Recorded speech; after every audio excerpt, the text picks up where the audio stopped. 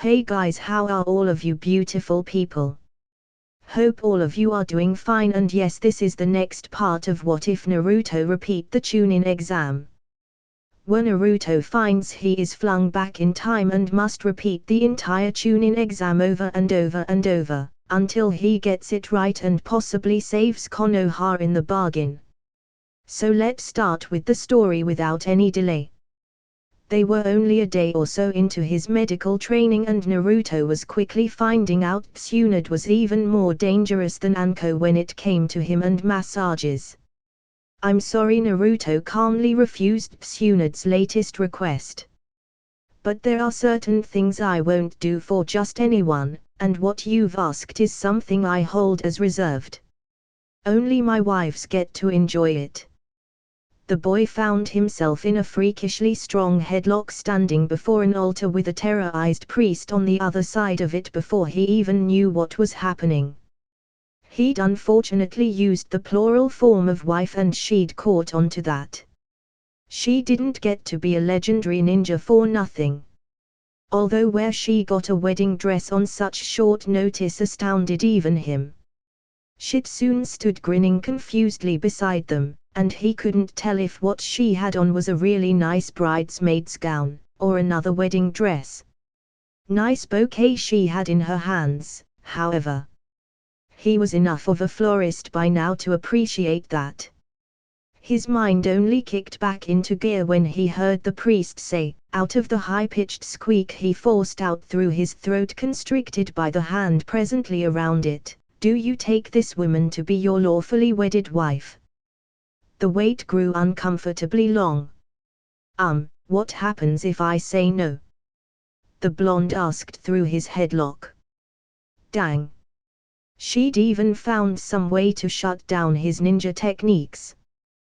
Tsunade bent lower to whisper, sweetly threatening, in his ear. "Bad things. You don't want to go there." The boy sweated, hesitating. "Can I think about it?" "No." Tsunade spoke firmly, eyelid twitching, already gritting her teeth. "I have to go ask my other wives what they think first." The Naruto clone struck himself in the leg and vanished. After having completely destroyed the Uchiha's reputation, the Forest of Death was not quite the same experience it had been. For one thing, Sakura was far from the Uchiha-obsessed fangirl and did more than squeal and let her crush do all of the work for her. She seemed to realize that being dependent on Sasuke made it only more unavoidable for her to be linked to him in other ways.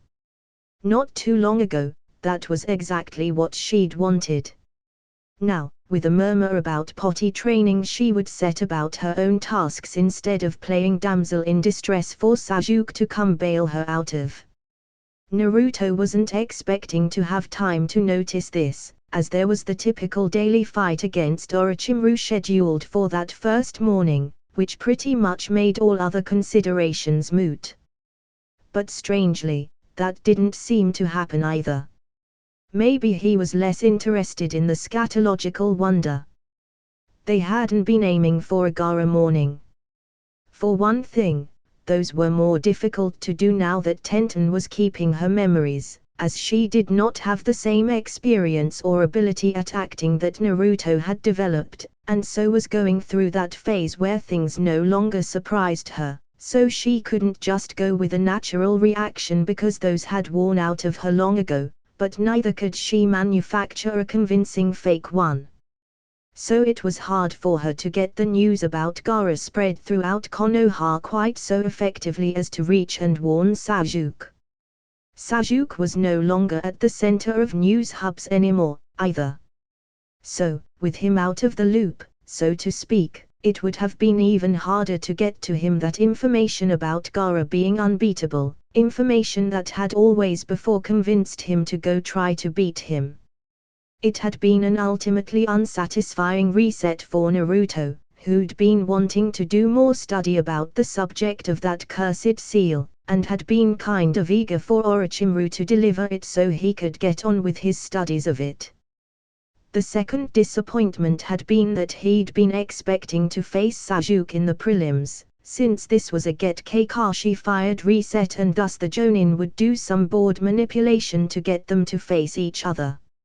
And, well, Naruto had some anti-Sharingan measures he'd wanted to try out. Instead, he got to see Sasuke sticking 1,000 birds technique through Lee's chest, killing the hard worker instantly. That had been surprising, as Sasuke hadn't known the 1,000 birds on any other repeat. So, someone had to have taught him, and the only person who knew it should have been Kakashi, and there really ought to have been no time for them to be alone together, since they'd been in the forest and all. Up on the balcony, Hana's eyes had narrowed in understanding. Already a Chunin herself, she'd been there to cheer on Naruto, and of course her younger brother. Even if they fought each other, it did Kiba good to lose to her husband, especially as gentle and complimentary as Naruto was as he did it. But it also eased her mate's reception by the Inuzuka clan enormously to have that bond between the two develop, as it did when Kiba saw how enormously strong her husband was. But now her thoughts were launched down a different course. Only Kakashi could have or would have taught Sasuke that technique. And Team 7 had been in the forest, where there shouldn't have been any opportunities for the lazy instructor to train the arrogant bastard. Oh yes, it had not taken her many repeats to learn to use her mate's terms for those two ninja. Obviously, Kakashi was willing to cheat the rules when he cared to, as there was no other explanation than that the Jonin had slipped into the forest and taught him while the test was going on. Naruto had thought Sasuke was just doing more brooding than usual when he'd slipped into his tent and wouldn't come out for hours on end. More brooding had kind of been expected. But no, it was fairly obvious now what they'd done. The Uchiha had gone into his tent to get out of sight, where Kakashi would have met him to body flicker them both off, since Sasuke didn't know that technique, to some place private to train, then back again once they were finished. Kakashi was an elite Jonin, or had been one at any rate before he'd let his skills start to degrade through laziness. It would have been easy enough for him to have slipped past any guards on the test. Heck! This was Konoha. He could have waltzed right past those guards openly, and they would have thought he was there on legitimate business. As heiress to one of the powerful clans, Hana knew from personal exposure that Konoha trusted those they loved, and Kakashi had been one of those, a genius prodigy from a distinguished family, and for many years carrier of their most beloved bloodline, as well. All things members of this village adored. He could get away with breaking a few rules. And, apparently, had done so in order to train Sasuke in his most secret technique. Although, from the look of surprise on the Jonin's face when the match was called, he hadn't wanted Lee to be the other participant in that fight. It made sense, as the Jonin had no grudge against the green-clad boy that she knew of, they were all against her husband. So, the copycat had trained up Sasuke to get revenge on him, but the Uchiha had ended up facing Lee in the preliminaries instead.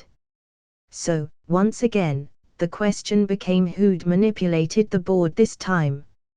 And for that, it was pretty obvious. Couldn't have been the Hokage, as the Jonin's efforts had always slipped by the old man before. So, that left whoever it was that was the unknown third party Naruto had told her of.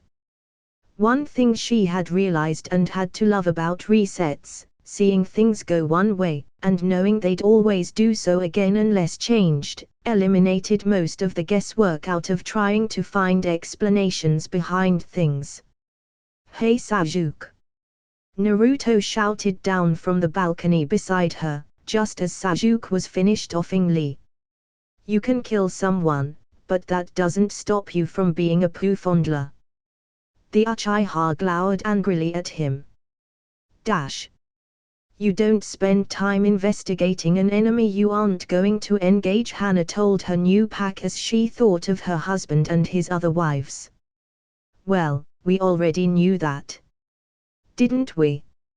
I mean, how many invasions have we lived through so far? Ino quipped from where she was lying around, waiting for Naruto, who entered with Tamrai. The Sand Kunoichi and he had already been talking. What you did with Sasuke is called a character assassination, or the trade term among us ninja is more often a social assassination. They are harder to do than simply slipping a knife in between someone's ribs, but also can be far more devastating. The Wind Mistress shrugged, feeling chatty. That you got away with one is really amazing, as ninja are supposed to be more on their guard against that sort of thing, but you fooled a whole village.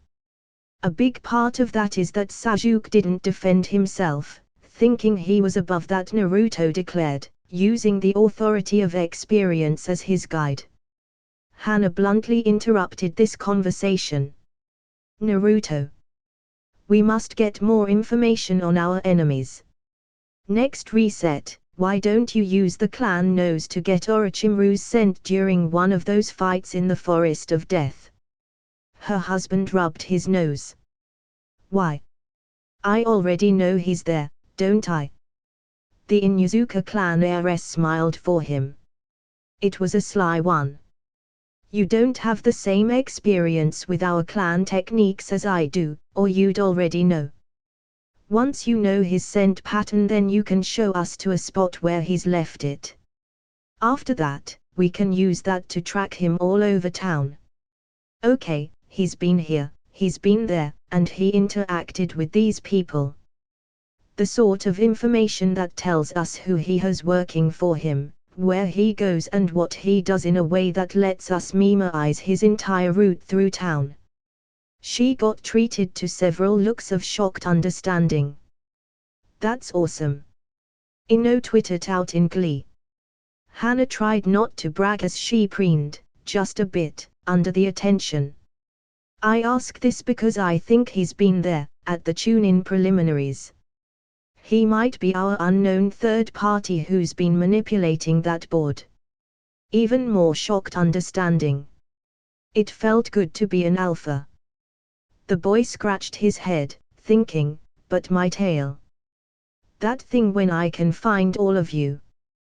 That's a scent marker. Those are physical things. Those don't pass a reset. But a scent pattern, Hana chuckled. That's like knowing someone's face. You get one of those, and you always remember it. Naruto, you ought to know that by now. Naruto nodded, suddenly businesslike. Okay. Now I want everyone's opinions. Tsunade, the slug Sanin, wants to get married to me. Votes. Instant strong reactions from all sides. Most of them powerfully good. Tenten surged up off of her pillow. Could you get her to join us during the resets? Having thought about it, Naruto nodded. I think so. Hana was shocked. Having a legendary Sanin join this pack. Okay, maybe it would be good to step back from being the alpha female. She nodded ferally. That's some serious firepower you're talking about adding. We need it. Let's do it. Hinata pushed her fingers together. Thoughts, my first and beloved. Naruto joined her in a hug from behind. Naruto-kun. Hinata ventured to ask her husband. Can we add my teacher to this? I miss her. Kuinai-sensei has been the closest thing I've had to a mother since my own died, and I miss being able to talk with her. I think all of us girls could really use her advice, and she is older. She was clearly running out of reasons when Naruto stopped her, putting his hands over hers so she couldn't push her fingers together. Hey! Don't need to convince me.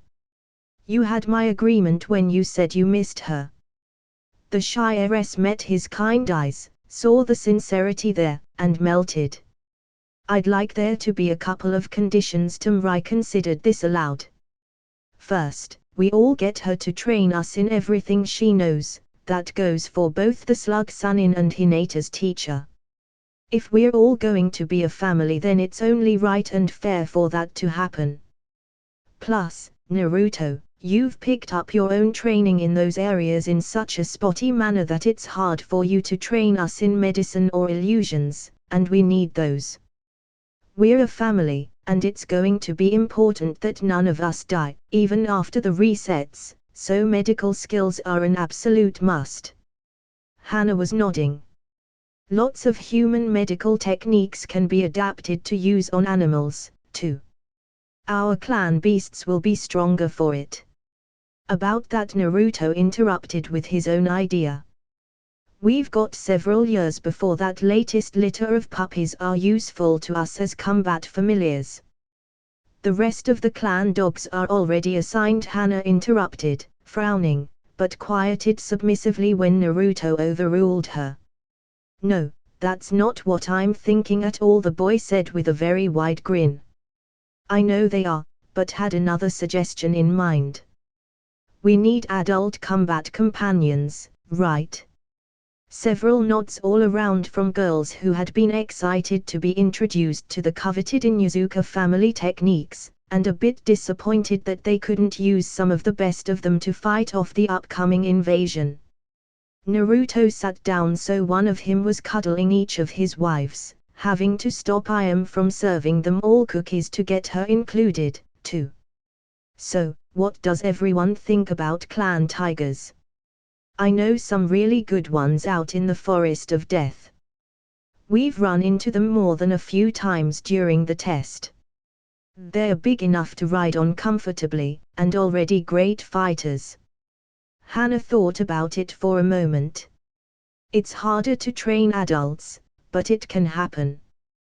We don't know any training techniques for tigers, all of ours are rather specific to dogs, but that doesn't mean that we couldn't learn or develop new ones. We've got the time to fully explore more techniques. And we can use Naruto's time dilation illusion, useful for cramming 3 days into 1 second, to have the time we'd need to train the tigers to get used to us despite the resets. Tamrai finished for them all excitedly. After sucking on that thought a moment, Hana had to agree. That could work.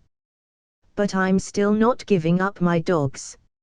No one's asking you to, Ino reassured her. We just need adult fighting pets for the rest of us. She'd never told Naruto how narrowly her team squeaked by to get to the prelims, but she'd become almost desperate for more combat capacity, over and above what he was already teaching them. Naruto, he could learn to help them get along together, couldn't he? Hinata shyly asked. None of the girls could disagree and say that was impossible. So what if cats and dogs were famous for fighting? He'd already done how many things they all would have thought impossible. Hana was nodding. As a vet, I've seen plenty of farm animals, and farmers have no problems keeping cats and dogs at the same time. As work animals they get along just fine, or well enough at any rate. And you gotta admit, Tenten interjected smoothly, with a big grin on her features. It would fit the cat motif Naruto's already got on our ninja garb. Ino could hardly have been more pleased at all of the special training she was getting from her husband, and she liked that thought, her husband. Even if she did have to share him, it hardly felt like that most of the time, as he had so many clones all over the place. She'd had all of the privacy to be alone with him that she could want, both for training, and just for talking, and this thing where the girls got together scratched her itch for female chatting as well. Really, it was as if she'd had this explosion of extra family members. And she'd always wanted a couple of sisters. However, Trying to disguise everything was a bit awkward, and as she left that meeting where Naruto and the wives discussed plans for the future resets, and the general direction of their training and stuff in general, she saw her genin teammates, Shikamaru and Choji, obviously waiting for her outside of the building. Iam's family restaurant was the most convenient place for most of them to meet without going all of the way to the outskirts of town to train at the Uchiha properties. And any time Choji was waiting outside of a restaurant, rather than inside and eating, something major was up. And what that was pretty obvious to her by now. Shikamaru had started to suspect something. Training over the resets must have started to change her behavior, and from his perspective the blonde girl had changed overnight. "Hi guys."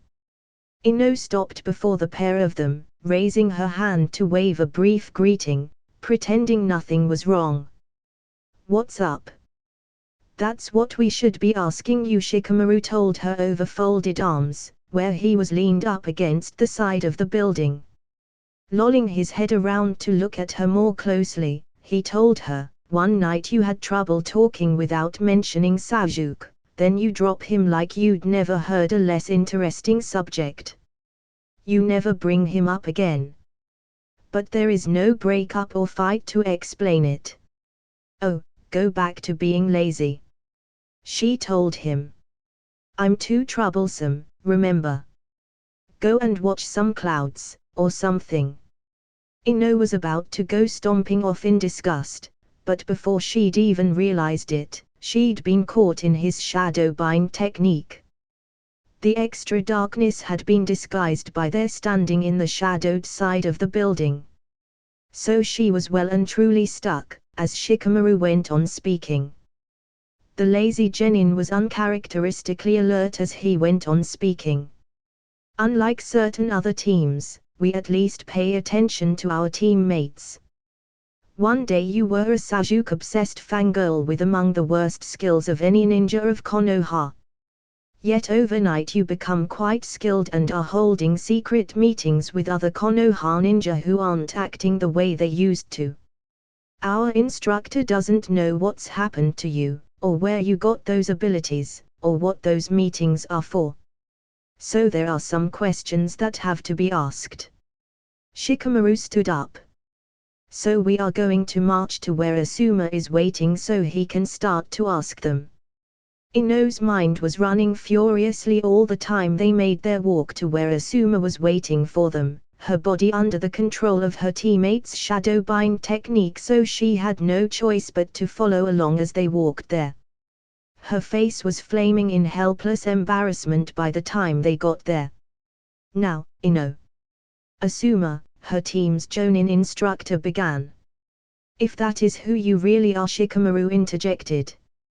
Asuma gave him a glance and the lazy boy shut up, going back to watching clouds while listening intently. Choji did what he'd been doing all this time, munching on potato chips while looking concerned. Ino Asuma resumed speaking to her gently, but with concern. "You have been acting very differently since the start of the Chunin exam. We just have some questions about your new abilities." "Fine," she released the word with a sigh, wishing she could do other than copy Shikamaru's movements, because right now was the wrong time to be looking at clouds. "I joined a secret cult of Naruto worshippers who believe that he is the incarnation of the god of ramen, and we gather together for secret meetings where he can pour broth over us and slurp our hair." Choji choked on his chips and Shikamaru got so surprised that he accidentally released his technique, letting he get back control of her body again. Ino clobbered him a good one, then turned back to her teacher, hands on her hips, as she explained. "Naruto's got a new secret technique that he made up all by himself. I don't know how he did it, but he's got this thing where 2 or more people can get inside of his head and share ninja tricks together, but it all happens really fast. He needed me to help set it up, but we involved some other girls and we're all learning together. It's like a club." I'm picking up stuff from a weapons user named Tenten, a sand chick named Tamrai, and a few other kunoichi. We all share what we know, and we're all getting better fast. I knew I stank as a ninja, and this is really helping me out. And what can you add to that? You had no skills worth trading. Shikamaru got up, rubbing his head where she had hit him. The blonde girl rolled her eyes. Like I said, they couldn't even have started it without me. That sort of paid my entry fee right there. I don't understand. Choji paused in his munching of chips.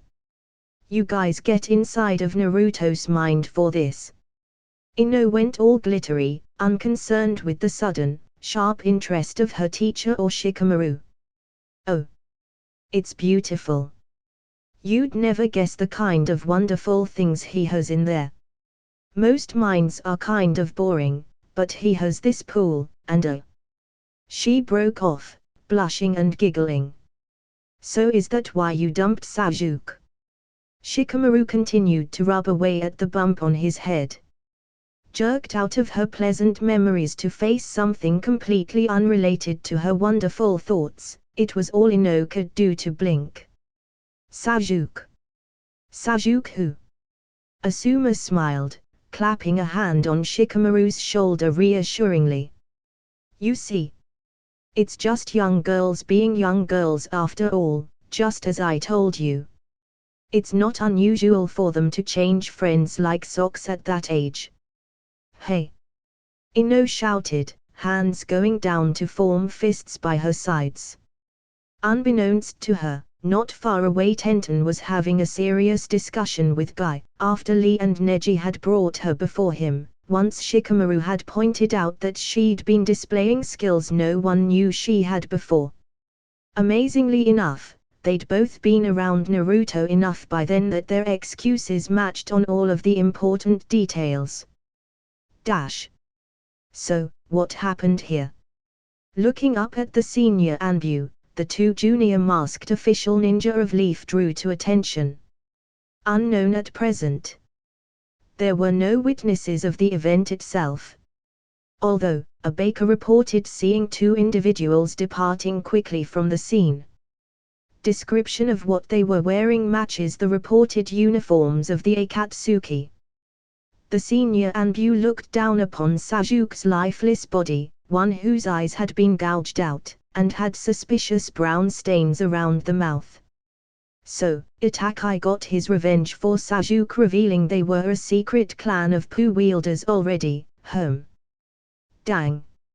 I'm going to have to pay off my debt to Naoko. I bet it was going to take him another week. Since this was a Get Kakashi fired reset, Naruto didn't have to wait for an opportunity to approach Kuinai, as she was already his teacher. Currently her eyes were wide and her jaw hanging open as she regarded the insensate Toad Sanin who was covered in his own drool. And she'd watched that happen. Once she'd recovered herself a bit from the amazement and cleared her throat, she said, "Brilliant use of illusions, Naruto. Ninja are trained to be resistant to fear, but they aren't trained to resist pleasure, so they really would find this more difficult to fight against. And its use as a bribe is really outstanding. Would he really give you a summoning scroll if you asked?" Those were among the most precious and well-guarded of techniques. Naruto's only answer was to grin and summon a toad as big as a horse to sit on. The Jonin's eyes widened yet further. So he has. The blonde boy was giddy. We're also using pleasure/pain illusions to help train our clan tigers, to reward or punish behavior respectively. It works until we have better methods worked out. Clan tigers. She blinked at him several times. Naruto popped to his feet, eager to tell her, "Oh yeah. They've got ones as big as horses over at the Forest of Death. They're better fighters than most Chunin, and would probably be that grade if they could use jutsu. So, we're training them." Did you know that Konoha tigers happen to be a social animal? They hunt in groups, like lions. Hana is really impressed. She says that will make everything a lot easier. What easier? The Jonin was, admittedly, having a touch of trouble following all of his thoughts. He was introducing new concepts so quickly. Naruto sighed, slowing down the pace of his explanations. Hana Inuzuka has joined a small study group I formed. We're all agreed to share all of our techniques, and in return for a bunch of secret wind techniques and weapon use and a whole bunch of other stuff, as her contribution Hana is sharing her clan's beast techniques. That's against the law. Kyuinai began sputtering. Clan techniques are perfectly acceptable for sharing among spouses. Think of it as a harem, if you will, but I've married a ton of girls, and as part of my new family we are acting to strengthen each other's techniques and fighting styles, and that includes sharing those restricted jutsu. That put Kyuinai back, and she unintentionally blurted out her first thought, Hinata will be crushed. Why? Naruto returned, honestly puzzled. She was the first member of it, and would have been the only spouse I had if she hadn't gone and recruited a second all by herself, just to boost her own confidence in her ability to handle me. That opened up room for a third to volunteer, and a handful have decided since then that this arrangement suited them. Yes. He might have encouraged such decisions on their behalves, such as by administering the odd massage or creating an outfit or two. Still, those decisions had all been theirs. He'd just provided input to help those decisions along. That's all. The boy put his arms behind his head and casually examined the sky. In fact, Hinata made me promise to offer you a chance to come down and check in on all of us, sort of be our den mother. The girls wanted to have an older woman to confide in, and you could make sure that nothing inappropriate was going on at the same time. That is, if you wanted to. Inappropriate. The Jonin blinked. The kid had a harem. The whole thing was inappropriate. Well, technically legal, she supposed, suddenly recalling the various bloodline protection laws in place, put in there by Konoha's major bloodline-carrying clans and bolstered by some others for fast recovery in cases of catastrophe, as nobody could be sure that what happened to the Uchiha could only ever happen just the once, or that a sudden loss during a war might not do effectively the same thing to an unlucky family, but still. Shoving those scattered thoughts aside for the moment, the illusion mistress firmed up her resolve and nodded. Yes, Naruto. I'd like to come down and see if anything inappropriate is happening. Your girls might need counseling, after all. Naruto grinned. Illusions could be used for torture. Kyuinai knew this.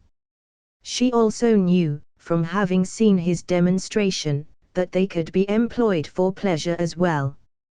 Once she'd had a second to think on it, it had become apparent to the Jonin that what Naruto could possibly be doing was something awfully similar to what he'd openly said they'd been doing to tigers, using pleasure or pain illusions to reward or punish behavior, brainwashing those girls that way.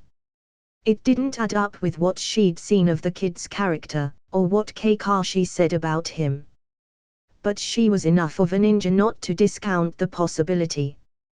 After having made the short trip to a ramen stand, then up the steps in the back of the store to the modest home above it, where Naruto explained they had been having most of their meetings, she had to admit that this was looking less and less like a typical cult all of the time.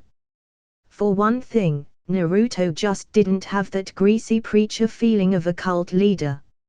Secondly, successful brainwashers are in control, it's a requirement, and from the number of requests, catcalls, ordinary conversation bits and other things to which he just replied yes, dear in a humble tone as he was asked to deliver hairspray, or a massage, or to go get groceries. This was a fairly normal human relationship despite its odd angles. That made Kuinai very curious indeed, as she was also enough of a ninja to look beneath the surface and to be able to discard wrong data, and her first thought of a brainwashing cult just didn't bear up under the barest scrutiny of the evidence. In fact, it felt like she'd just walked into the home of a comfortable, well-adjusted, normal by ninja standards, anyway, family. Which should have been impossible, since he'd only known most of these girls for a couple of weeks. But, then again, the female Jonin had to sigh and revise her beliefs yet again in favor of the evidence. People just did not act that comfortable around each other without lots of practice.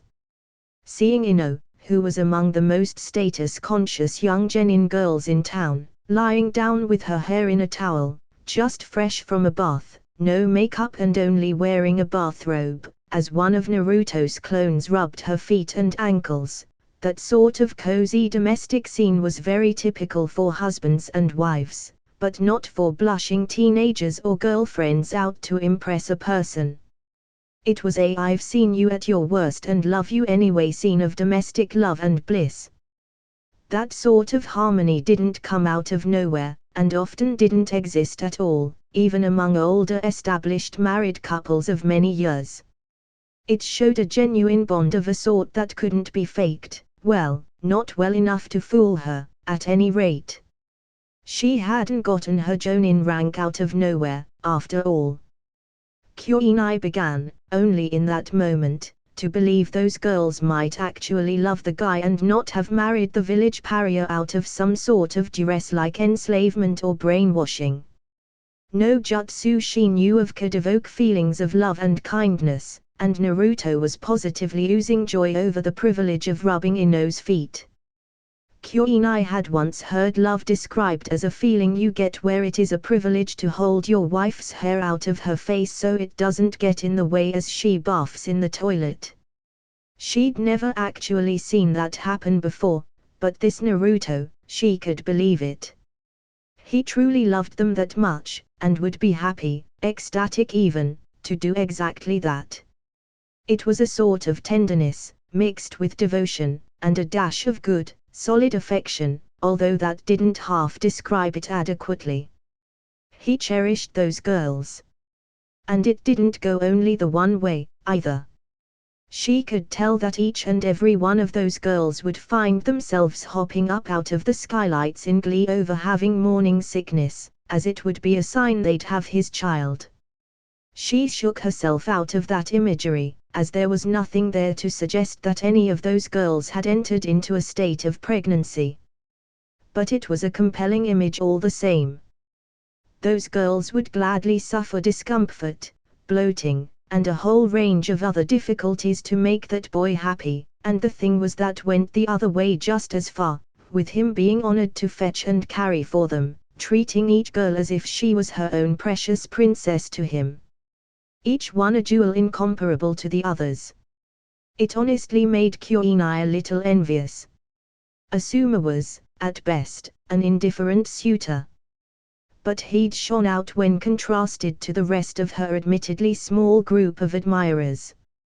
And she had to quash a jealous feeling, the urge to punish someone else for being happier than she had any hope of being. It was a momentary thing, and not all that strong, but it still surprised her. She'd thought herself above all that. Only, in that moment, she wasn't an instructor concerned about her shy and delicate student, or a jonin worried over possible illegal activities, but a cave woman who felt envious over another female having gotten a better catch, and about to reach for her club to try and take it from her, if only just to destroy it so her rival couldn't have it. That thought was very unlike her, and she admonished herself sternly over it, all inside of her head. And, in that moment, she had to acknowledge that what she'd been feeling was real, as that type of gut reaction only came when deep down you knew that what you were seeing was real, and you'd never have the luck be so happy yourself. The illusion mistress heaved a deep sigh, resolving to go out and seek Anko. It was time the two of them got drunk again. Usually it was the other woman who came after some disappointment or other and needed the companionship of a good friend as she went out and got plastered.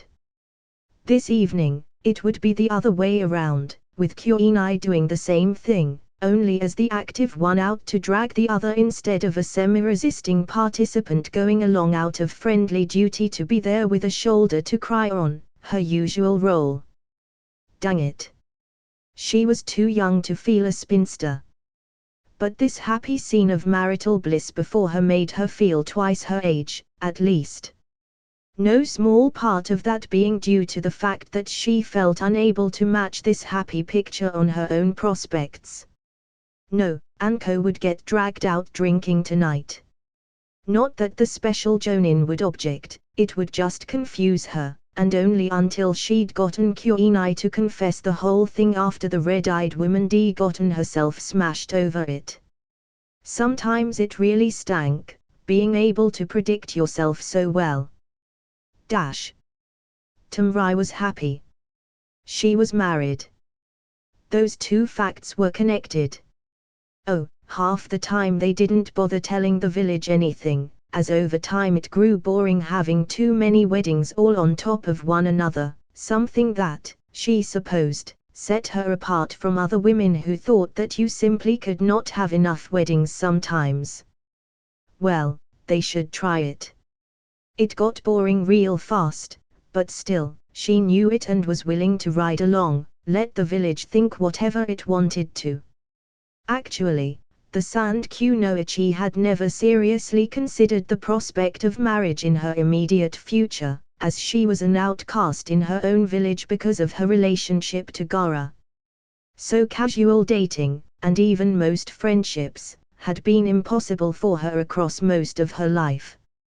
Thoughts of marriage had been like thoughts of, well, any other impossible dream. No matter how fancy or nice the illusion, you still had to wake up and face reality. Well, it just so happened that now her reality included a husband. Circumstances were a bit odd, it was true, what with the harem thing and the being caught in a time loop. As they had it, however, they didn't have it so bad. Naruto was utterly devoted to them, just as much as they were to him. And none of them had to suffer any of the loneliness he'd had to, as they had each other to commiserate to and be social with. Naruto had actually confessed to her, at one point, that a big part of the reason why he'd let Hinata talk him into including more than one girl in this whole relationship and the time loop that came with it was that in his great girl decode, as he'd liked to call it, he'd discovered that girls needed to talk. For her that was like pointing out that birds needed air to fly. But to him that had apparently been some great discovery, that girls actually needed to talk about their feelings and things. He'd compared it to hunger. It was just there and had to be dealt with, nor was it optional. Going without good conversations was bad for girls, even if they didn't talk about anything important. Realizing he'd had no sisters growing up, or no mother either for that matter, she could forgive him for not knowing something so obvious.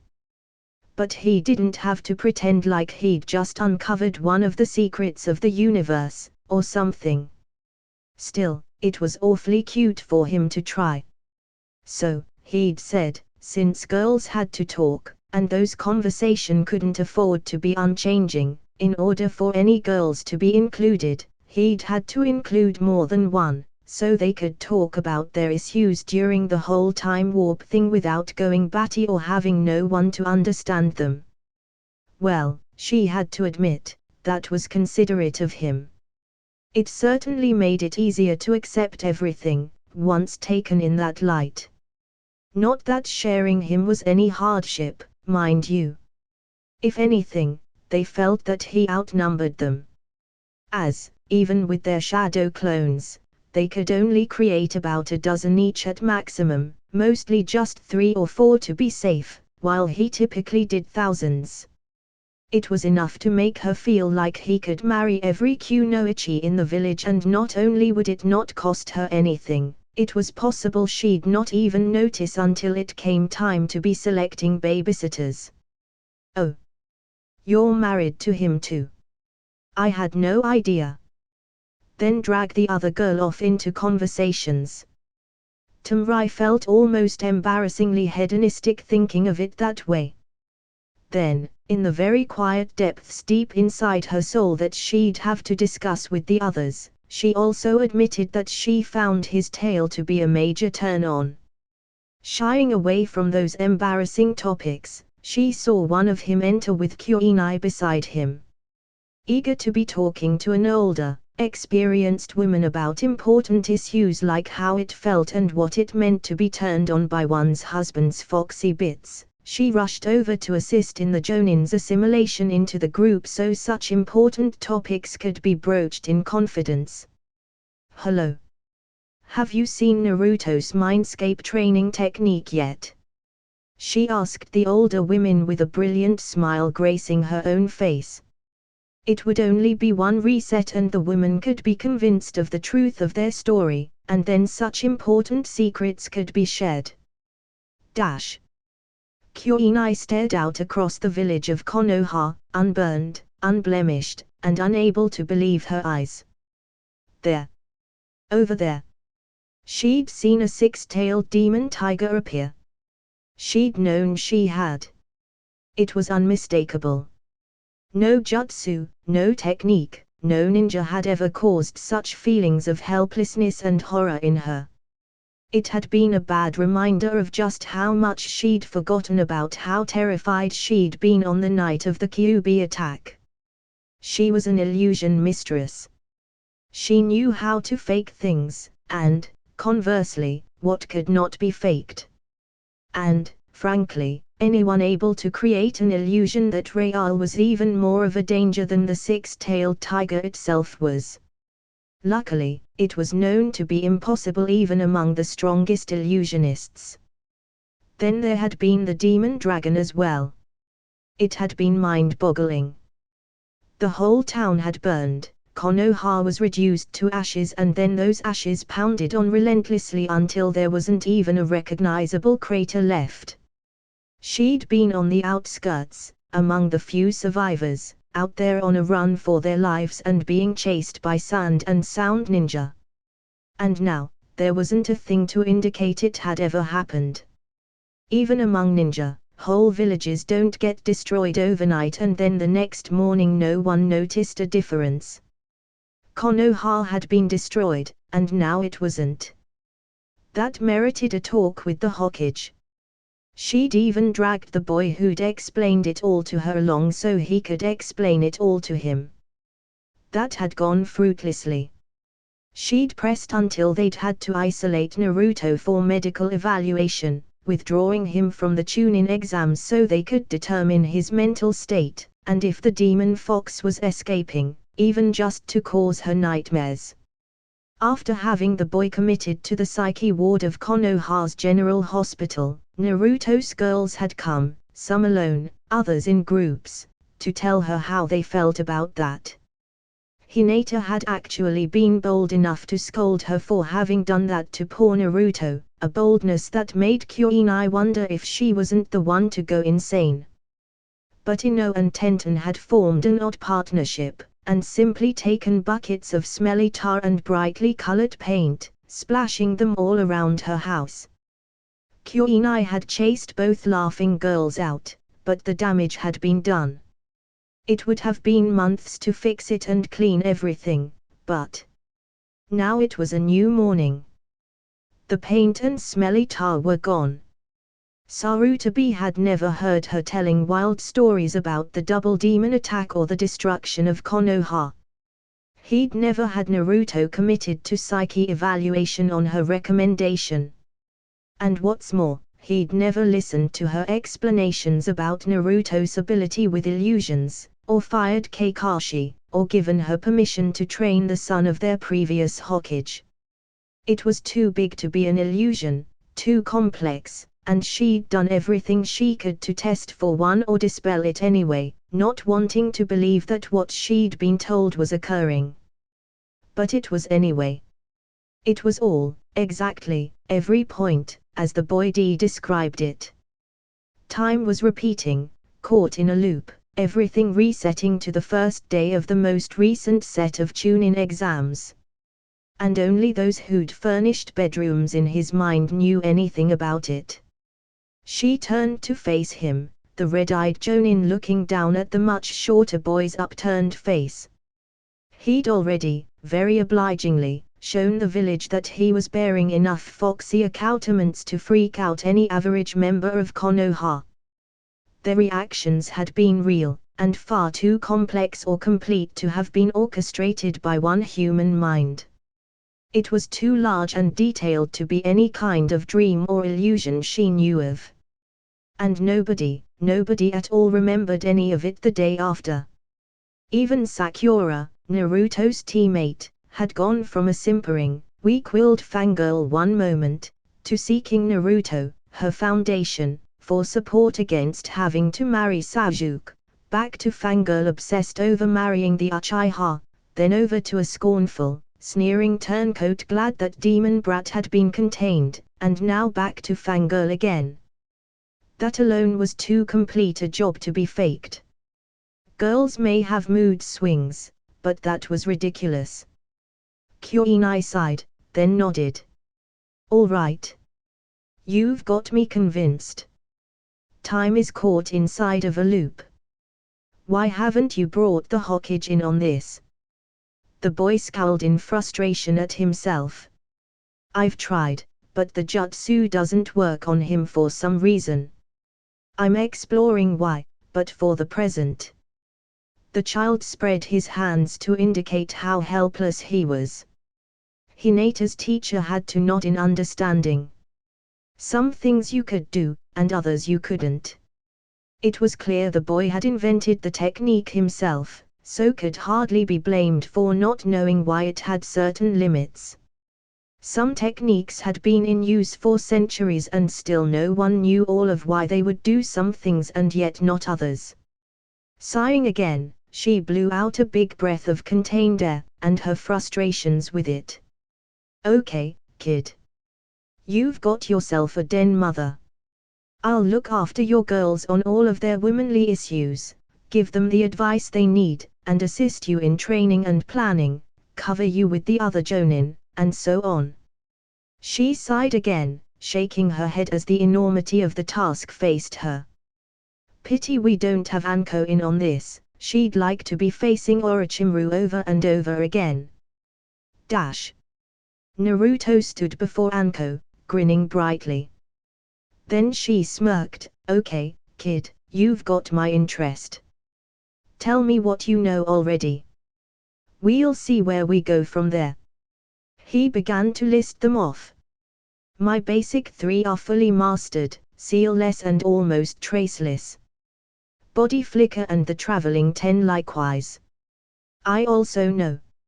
A few moments later. Impulsively, Anko grabbed the kid's head and mashed his face into her bosom. She had a son. Boyfriend. Brother. Whatever you wanted to call it. Whatever he wanted to be. Train him. Heck. She'd gladly marry him. If this kid was this strong at 12 years old, just think of what he'd be at 15, or 20. Her old teacher was doomed. Did you hear her? Doomed. The special Jonin broke out in mad, triumphal cackling, still crushing the kid's face into her underclad bosom, and giving him an eyeful in the bargain, and it was a significant step up from the equipment on his wives.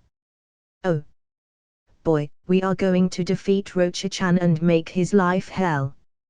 Come here and give me a hug. She gave a long, joyful cackle. Still holding the kid's head to her chest, she whispered gleefully in his ear, tell me, how'd you like to know the temporary paralysis technique? Already know it, he responded into her fleshy pillows. Good for fighting snakes, as they are especially vulnerable to it, and it gets harder for Rochi to summon more, as he's first got to dismiss the inactive ones, costing him chakra he'd rather use on more summonings. Having thought she had already had the perfect student, Anko had to revise that one step higher. Say, she asked, after blinking several times. Have you ever considered sex with an older woman? She was going to keep this one by hook or by crook, and that was one of the traditional ways women got men into their clutches. It had never worked out that way for her, but you never knew, and had to keep trying your options. Or so she thought, anyway. Still, the moment after she'd said it, she'd started to doubt herself, as that was some awfully heavy guns to be hauling out, and he was probably too young a kid to even be considering that yet. Still, just as she was about to draw breath to retract that question, she felt a pair of hands under her trench coat on her fleshy globes. Naruto had shifted his face about to be staring up at her hour of her cleavage. Can I offer you a massage and let you think about it? Tsunade looked up at the official front gates of Konoha and sighed. Far from the only entrance, they remained the most symbolic one. Shitsune, beside her, spoke reassuringly. Really, Tsunade? Bad thoughts now? Isn't this point a little late for that? The legendary medic mock snarled at her apprentice of many years. First name basis now, huh? Well, it only seemed appropriate, what with everything else and all. Legally, you and I are sisters, and were ever since we both said I do to the terrified priest in front of that young man you had in a headlock over the altar. The apprentice of many years giggled girlishly. Rolling her eyes, the legendary medic had to admit she had a point. Okay, sis. Now you tell me, what is an old crone like me doing with some young kid? The crone in question doubted herself, the relationship, pretty much everything after the 2 days of walking it had taken them to reach the town. Well, Shitsune put a finger to her chin, pretending to think about it. I thought it had something to do with those massages. Instantly, before she had a chance to continue, her suddenly revitalized teacher had picked her up and dragged the much younger woman across the entranceway and past the gates of a town she had sworn never to return to. Yet, even as they entered, both could swear they overheard a cry of, "Now give me babies," in a woman's voice they didn't recognize. Shitsune was smiling, even in her teacher's adamant grip. Brightly, she chirped. Well, now we know where to find him at least. Tsunade smiled, and chorused with her apprentice, follow those cries. Author's notes. Continuity errors. Yep. By the bucketful. I just realized that one of my most successful strategies for dealing with whining complainers before has always been to grant them more of whatever they bitch and moan about. The other has always been the unexplained, unwanted crossover, and if you don't believe me, look up Exiled Jedi, where I put Bugs Bunny into a Star Wars fic already several hundred pages into the plot. If you think I can't perform a time-space jutsu experiment gone wrong and suddenly dump this into a Robotech continuity, then think again. And, if that doesn't work, there's always even more disturbing things to add. You see, there is a true story of a hitchhiker who pulled a gun and tried to carjack the vehicle giving him a lift. After the driver had pushed the pedal down, getting it up to above 100, then sideswiped a few concrete barricades, he informed his terrified passenger that he'd forgotten just who had the power in a moving vehicle, and after threatening to kill them both in a massive accident, which was also, incidentally, guaranteed if the guy shot the driver at that speed, the hitchhiker threw his gun out the window and gave himself up to be arrested, after they drove off to find some police. As the author, I have the power over this story. If you don't like it, only be reminded that if you're reading it, and hate it, I have every ability to make you hate it more. I take a perverse glee out of ticking off people who nag me about making my stories better when they themselves have never written a thing. It's also so much easier to have Konoha attacked by a 100 feet tall marshmallow man than think up quality material. I am perfectly willing to trash a story they like, but say they hate, just to see them squirm. I have done so on more than one occasion. In certain circles I am even famous for it. You have been warned. Today is a day for deeds of greatness. Tsunade called out from atop the Hokage monument. Turning around, she addressed her army of fellow wives and their shadow clones. Are you ready? Yes. Came the responding roar of 50 throats raised in unison, chisels held aloft. A breeze gave the assembled girls' hair a stir. Forward! The granddaughter of the first shouted, pointing over the cliff. With a roar, they surged ahead, Tsunade in the lead, racing off the top of the mountain to run down the face of it, feet sticking to the side. In a rush, all of the other Hokage's faces got chiseled off only to be replaced by Naruto's grinning image at twice the former Hokage's size and his name carved out in loving detail below it, along with the caption Happy Chunin Day. Why? Sarutobi pled, after he'd pulled his face up out of his hands over the appalling nature of this stunt. Well, Tsunade drawled out casually. We'd decided to celebrate Naruto's birthday for him today, and cakes are just overdone. Dash. Did you see that? He's going to come out from around the tree now. Even as Naruto said it, it happened, just as he described. Yes, I see it. Anko told him, holding her own set of binoculars on the far distant Orochimaru fight. You've got his reactions pretty well pegged. I ought to. I've been fighting him long enough, the blonde snorted, holding up a set of binoculars himself trained on the distant fight with Team 7. He's just toying with them, Shitsune said, peering through her own pair, where they all waited on the vantage point. Hardly surprising. He is a legendary Sanin, Kuinai said from where she was posted nearby, also looking through optics trained on the site. We're not invulnerable, Tsunade corrected. Look for weaknesses. He's got some, although fewer than I would have expected. Couldn't Jiraiya still take him?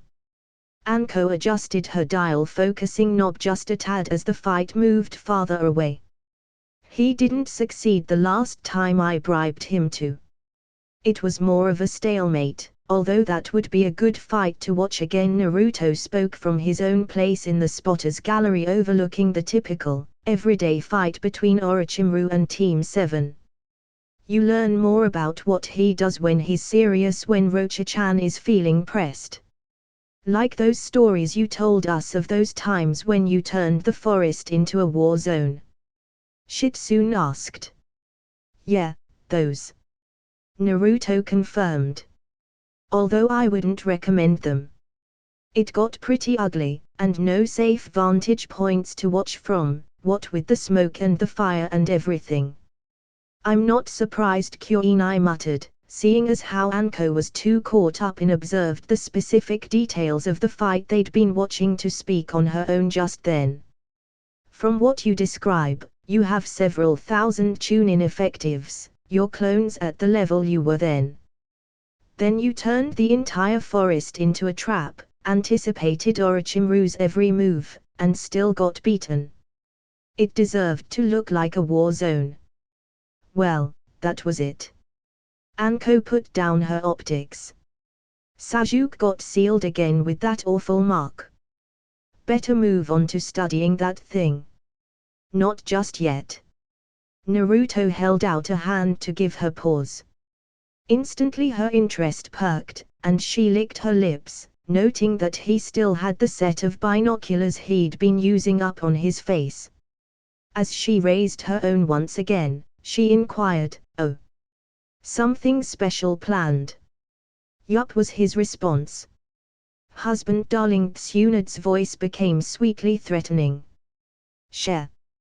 He chuckled. A new approach. An explanation became unnecessary as they saw the results for themselves unfolding out on the field. Ouch, Shitsune muttered unnecessarily. So, how's the 1,000 Gaara's approach to fighting Orochimaru suit you? Naruto asked them all a moment later. Short Anko snarled, lowering her glasses again, face disgusted. I've never seen the old bastard run away that fast from anything. You taught the demon container from Sand how to use our shadow clone technique. Tsunade mumbled out, surprised. How? When did you find the time? He's not in these resets, is he? No, he's not. I haven't found a way to use our link to get any guys riding out the resets with us yet. Naruto frowned. I had to befriend him, then use our time dilation illusion to teach him.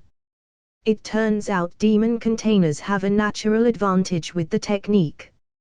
He can create almost as many clones as I could when I was just starting out. I still can't believe you took one of the most cherished secret techniques of the highest level Sharingan and made your own version of it. Kuina mused under her breath. That's just so above what I'd expect. And then to revise it into a training tool. She resumed, shaking her head. Several others shared looks. Nothing shocked a true expert like learning a newbie to their trade just broke one of the rules. She'd known about that for months now and still couldn't entirely get over it. We could beat him, Hana declared firmly. Caught in between the 1,000 Gaaras, our own couple thousand Narutos, Jiraiya and Tsunade, we could pin and beat Orochimaru. Yeah, but Konoha would be wrecked in the three-way summon battle, Anko corrected bitterly. Might be good to do it for practice a few times, however, Tsunade gloated. I need to learn more of my former teammates' newest tricks, and I won't do that well enough by standing off at a safe distance with binoculars. A few resets where I fight him, learning to predict his moves while he won't recall mine, are one good way of starting his eventual takedown. Of course, she wasn't influenced at all over how Naruto rewarded her for things like this. No, not at all. She licked her lips in anticipation of such rewards to come, however. Sakura and Naruto were both kneeling over Sasuke's feverish and shaking body in a shallow cave made by tree roots when it happened. Nah. Sakura cleared her throat painfully. Naruto. Do you think, maybe after we get out of here, you could take me out? He'd been a complete gentleman with Hinata, after all. That lunch date they'd been on together had been very cute. Surely it couldn't be too bad. He'd learned by hard experience that most forms of gentle turn-downs only made her try this harder, so he repeated.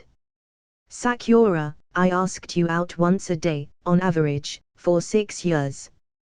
That's 2,190 requests for a date, and each time you turned me down was worse than the last. Sorry, but I'm not interested. Oh. Just as the pink-haired Genin began having her personality crisis, Tsunade, the legendary medic, and the Kunoichi's personal heroine of the Sannin came charging out of the brush, Anko, the lead examiner for this test, and several other Kunoichi right behind her. Instant hope bloomed in the young girl's breast. Oh. You're going to help Sasuke? Oh. Thank you. Sorry, kid, Tsunade told her shortly, cutting the pinkette off before she could really start gushing. That seal is deadly. We're only here to study it so we can develop a cure for others later. The Uchiha isn't going to survive this, but we can do research to save others later.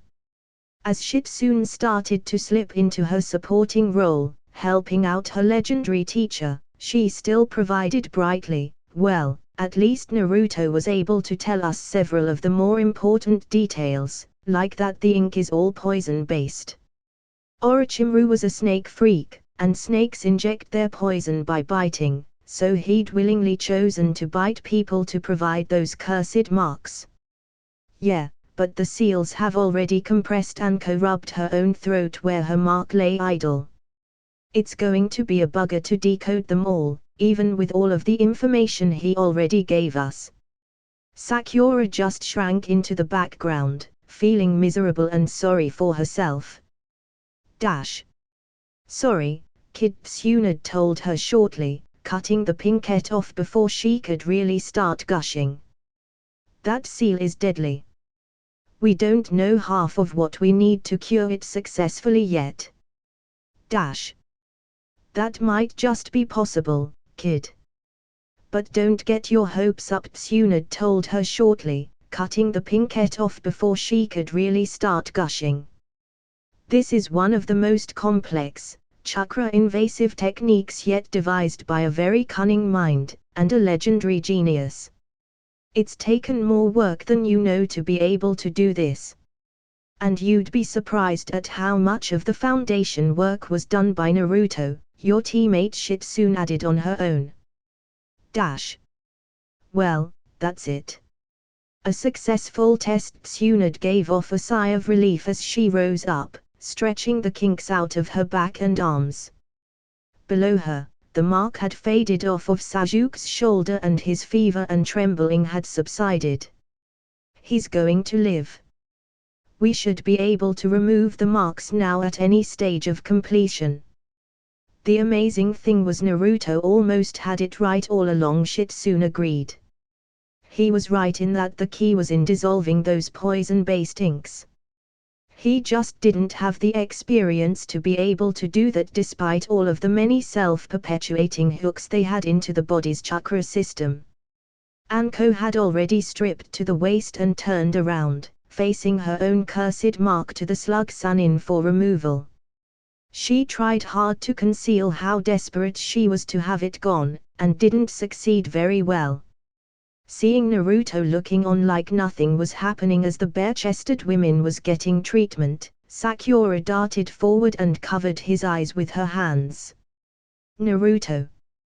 You shouldn't look when a lady isn't decent.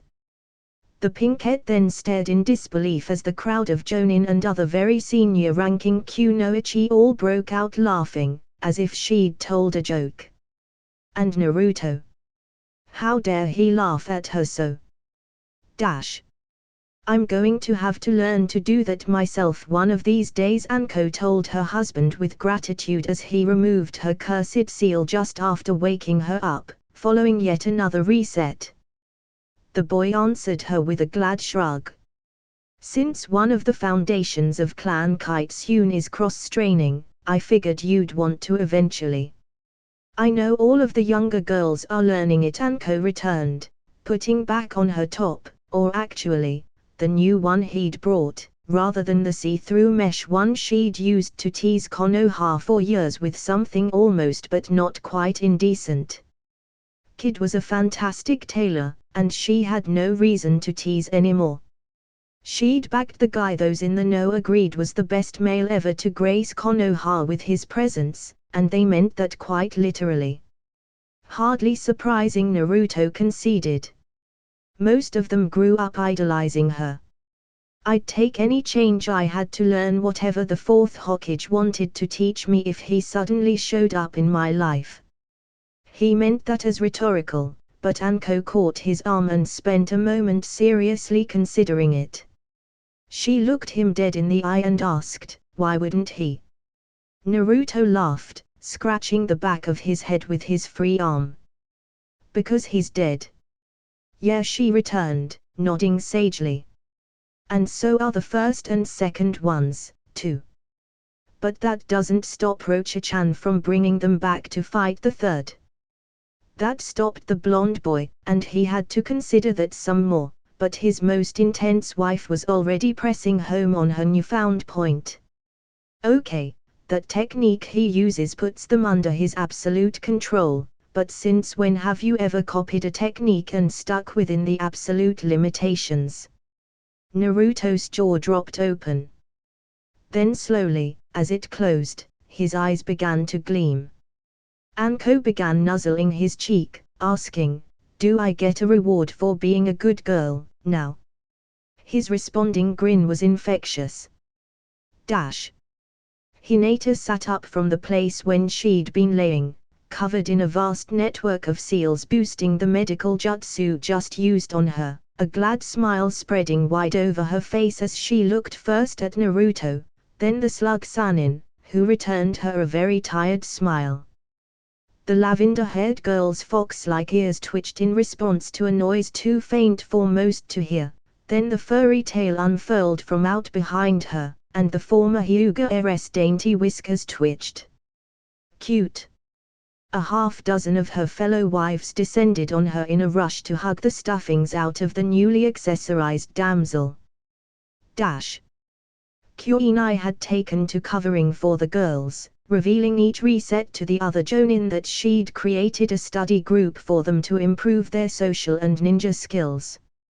Of course, what they really did was have pajama parties at her house, with furry bits hanging out in brown, lavender, and blonde hair while Naruto did a complete set of new measurements over everyone so they could have new outfits suited to their temporary foxy bits. Yes, temporary.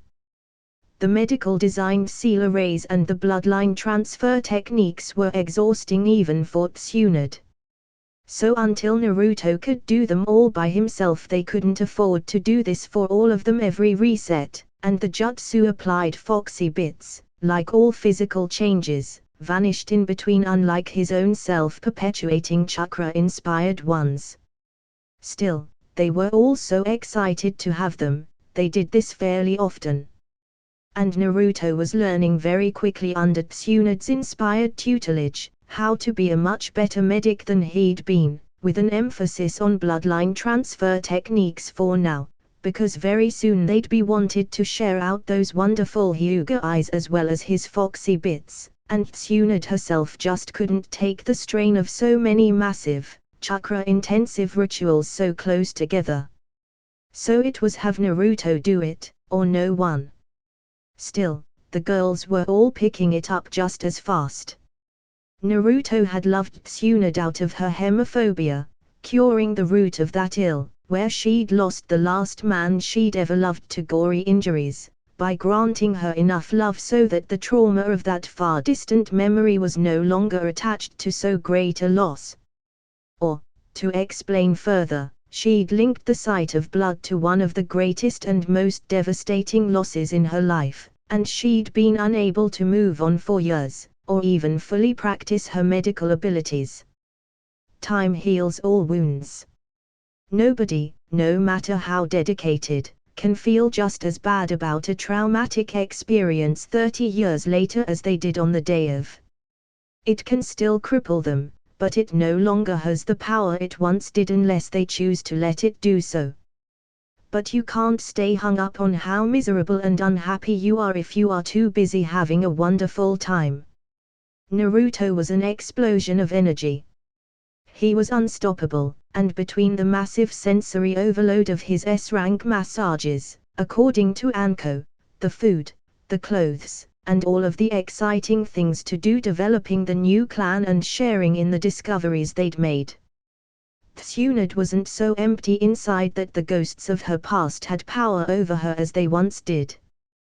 Those long-gone shades and empty memories of a pain from long ago simply couldn't stand the light of entering Naruto's life. And he loved her. Love was important to women in a big way. She could still futilely try drawing on that empty reservoir of the long-dead memory of a man who'd once loved her, or she could accept the flow from the one who did now. It was so easy she didn't even have to consciously make the choice.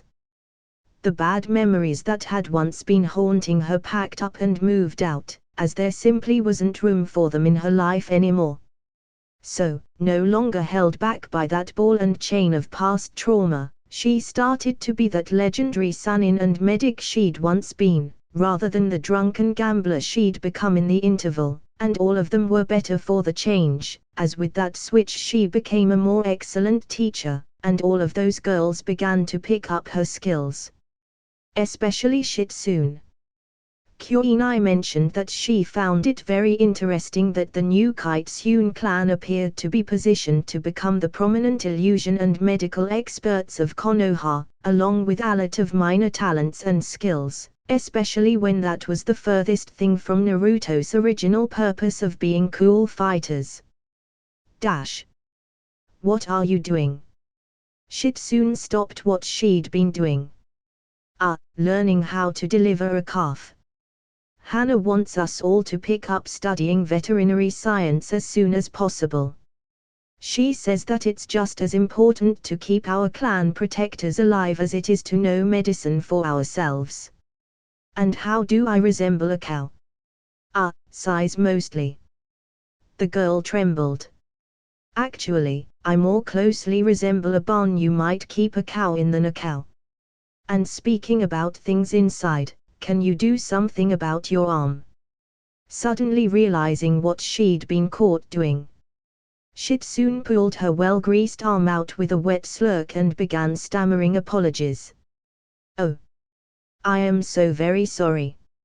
You see, the book says that in order to deliver a breech birth on a large animal you've got to slide your arm into the birth canal, and... The Kyuubi sighed, cutting her off. Oh, forget it. Let's put it down to this: you're a vet, and I'm an animal, and chalk it up to one of those unpleasant medical experiences no one likes to talk about. At least you were the only one to see my humiliation. Well, from what they'd been telling me, they've all done this before using you as a model. I was just catching up. Shitsune admitted shyly, with a blush, before realizing that might not be the most comforting thing to say. Oh, they have they? The Kyuubi asked with narrowed eyes, then sighed. You've got the scent of my master all over you, so I cannot kill you, in spite of how much I'd like to. Tell me, what else has he been up to? Oh, a few things. Shitsune stepped away from the cage, hurriedly wiping the grease off of her arm. I'll go and get him so you can discuss it. And with that, she darted away from the Kyuubi enclosure, a very nice gilded cage set out on the garden lawn of the mansion in his mind. How ironic, Hana thought. But it was so much less fearsome to meet the Kyuubi active and alive after having already been using her for a medical dummy. Kinda takes the fear out of it. It having been Naruto's mindscape, he'd been able to do things that couldn't ordinarily be done, and so they'd practiced veterinary medicine on sheep, goats, cows, horses, pigs, elephants, and she forgot what else. It was a very long list, using the Kyuubi as their practice dummy, always shrunk to the appropriate size by the boy whose mind it was. One chance comment by a drunk Tsunade had let that out. Hey. So we used you as an anatomy model for all of the cattle and half of the zoo animals in all of the elemental countries. So what? And the Kyuubi was going to go all demon fox on them until Naruto reminded her of her oath. Then he'd offered to brush her coat out. Hana had stood there amazed, along with the rest of the Kitsune clan, and their den mother, as even the great and powerful Kyuubi fell to Naruto's S-ranked pampering skills. They were more dangerous than ninja techniques, in their own way.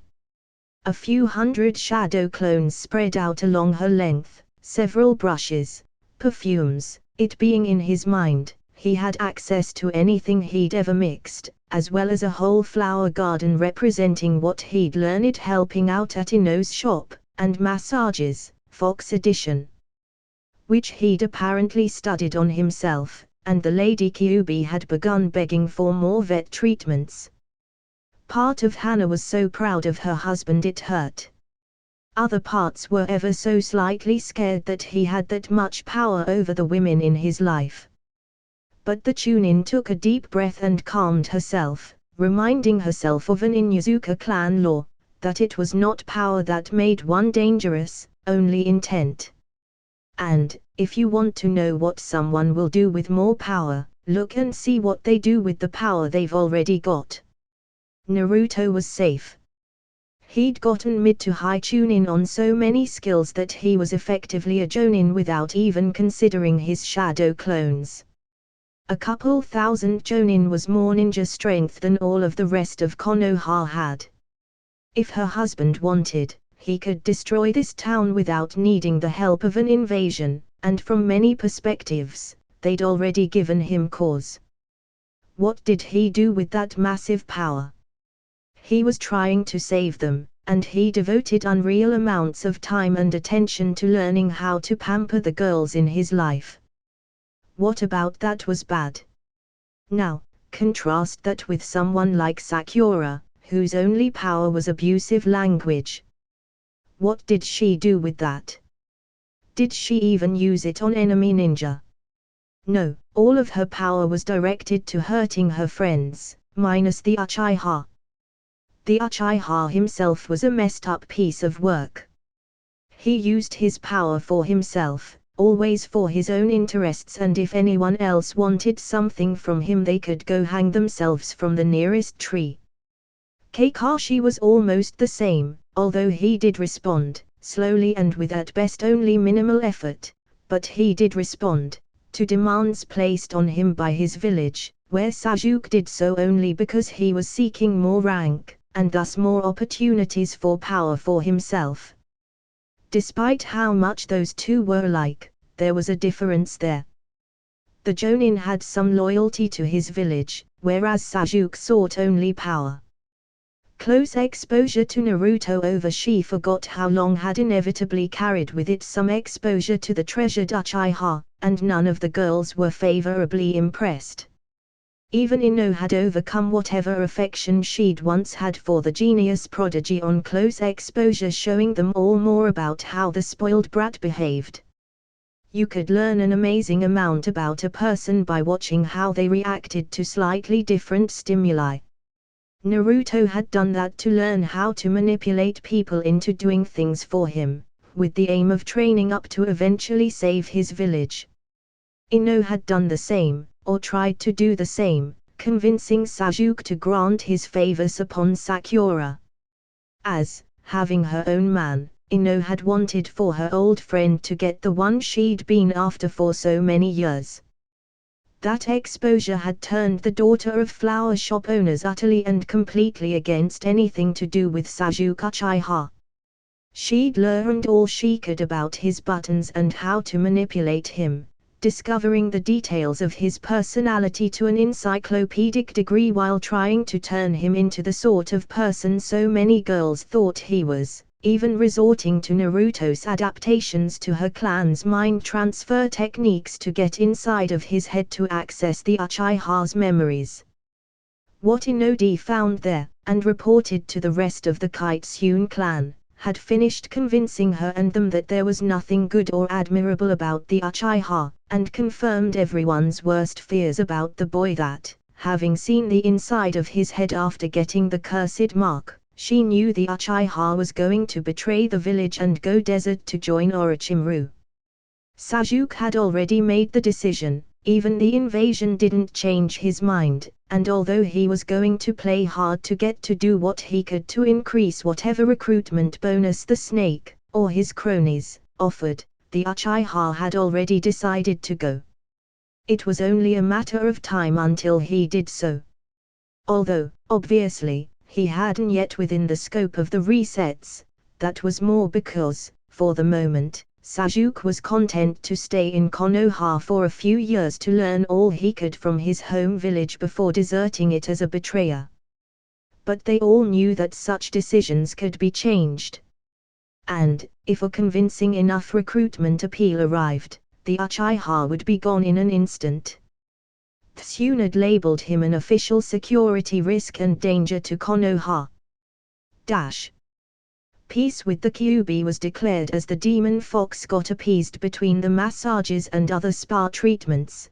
then moved over to enthusiastic acceptance of her situation by Naruto offering to let her occupy a shadow clone, using a variant of Ino's mind-forward/body transfer technique to pull her consciousness into the artificial body while it lasted.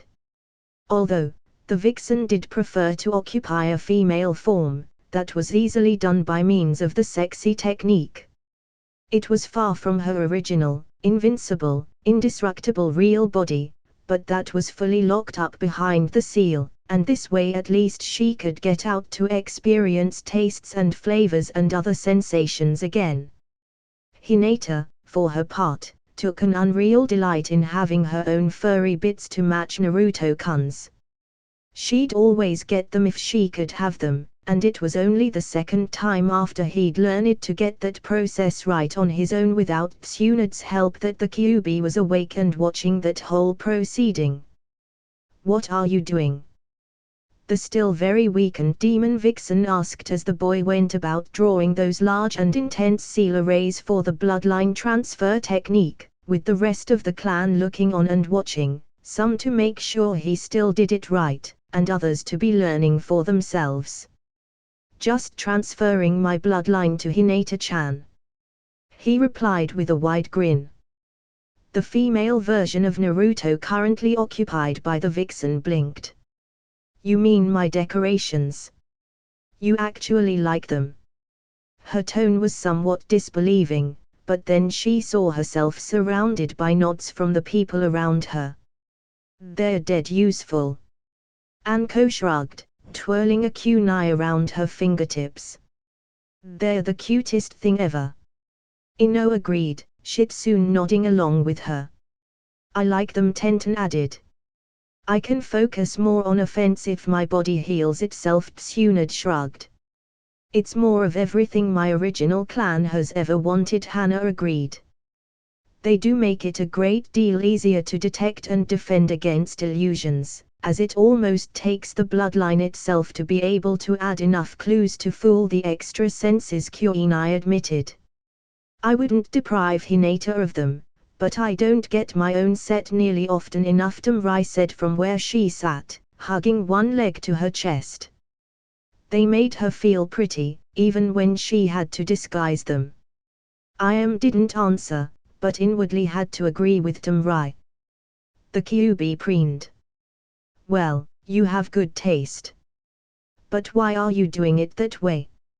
Naruto stopped what he was doing, scribing medical seals on Hinata, to ask, "Is there another way?" "Of course." The fox sounded affronted that she'd have to state anything so obvious. "I gave you those decorations. It would be a simple enough matter to decorate your mates, as well." "You mean, the actual ones that don't go away?" Hinata had teleported out of the medical seal array to be standing hopefully before the female Naruto clone the Kyuubi was currently controlling, the shy girl's hands clasped in hope and pleading before her. All of the others present had perked up in interest as well. Slave that she was, the Kyuubi had to admit that being pleaded with agreed with her. For that matter, she'd been treated with none of the cruelty she'd have given them, if their roles had been reversed. Silly weak humans, but they were entertaining creatures. Then she saw Naruto peering at her closely, as if reading her thoughts, and, knowing that to be his privilege as her master, gave up that line of thinking and resigned herself to an honest, unthreatening answer. "Yes. It's nothing more than a slight alteration to your chakra matrices that the regeneration then makes current, no matter your physical state. You could have the bits I give you cut off, and they'd regrow instantly, while the portions separated from you would simply dissolve. That last I added so no one would think to make a coat out of your tails. The only one allowed to do anything with my tail is Naruto," Hinata insisted, firmly agreeing, and inadvertently causing several of the other girls to blush at the possibly unintended implications. Although, for Hinata, they hadn't been unintended at all. A change like that, you'd even keep your memories automatically despite this silly time loop, without a need for your mate to go restoring your minds from backups every time. The fox in human girl form mused aloud. That would mean you'd stop losing bits each reset, as he failed to copy everything up to the moment of your deaths. Decorate me! Hinata shouted, causing several of those around her to blanch in alarm, or shock at her sudden assertiveness, they couldn't tell which. And me. Ino added.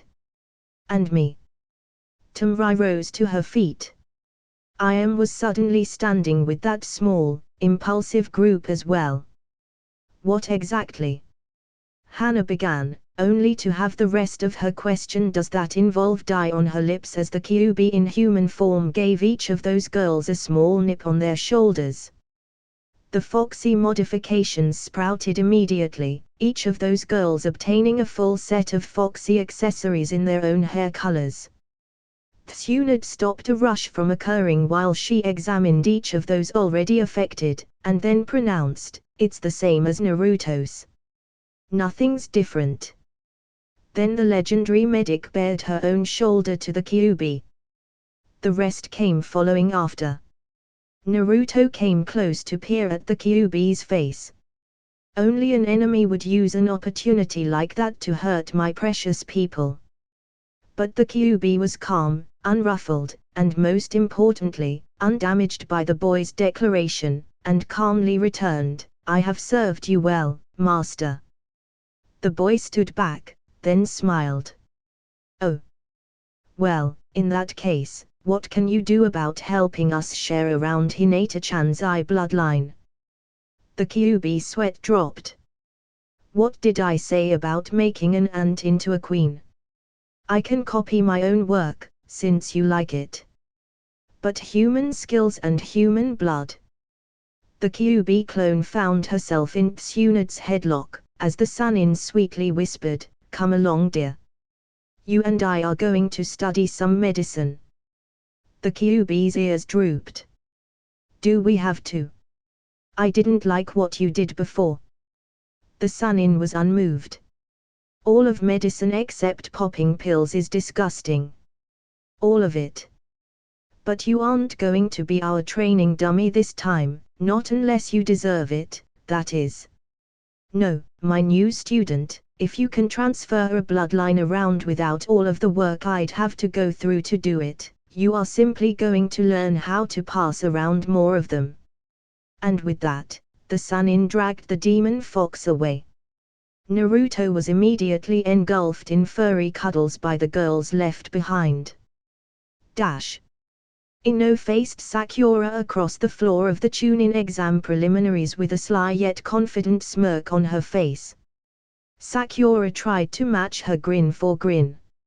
As she opened her mouth to declare their friendship null and void forever, though, Ino interrupted by forming a hand seal. "Sakura, have you forgotten that this is a fight? Naked in public technique."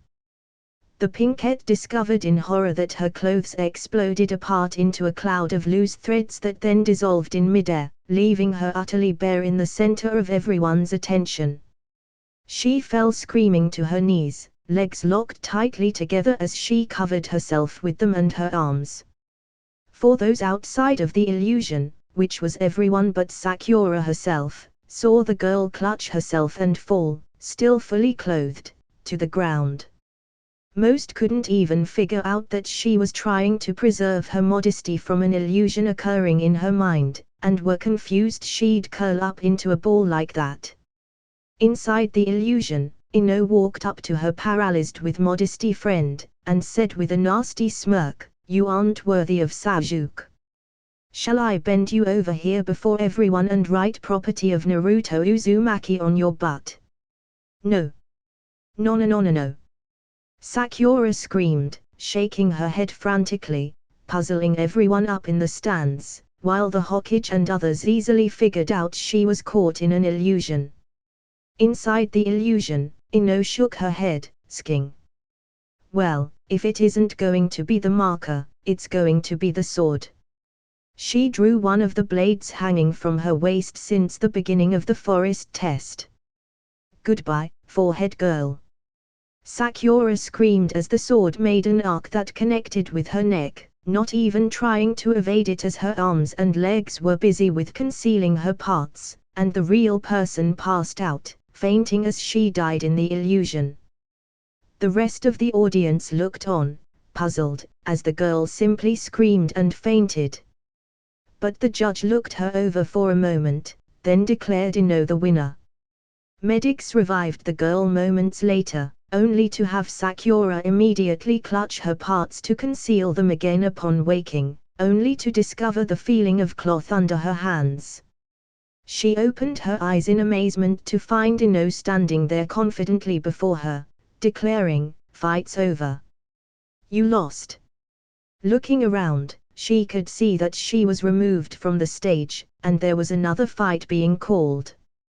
Somewhat shamefaced, but trying to conceal that behind anger, Sakura got up to declare, shouting, "That was a terrible thing to do, Ino."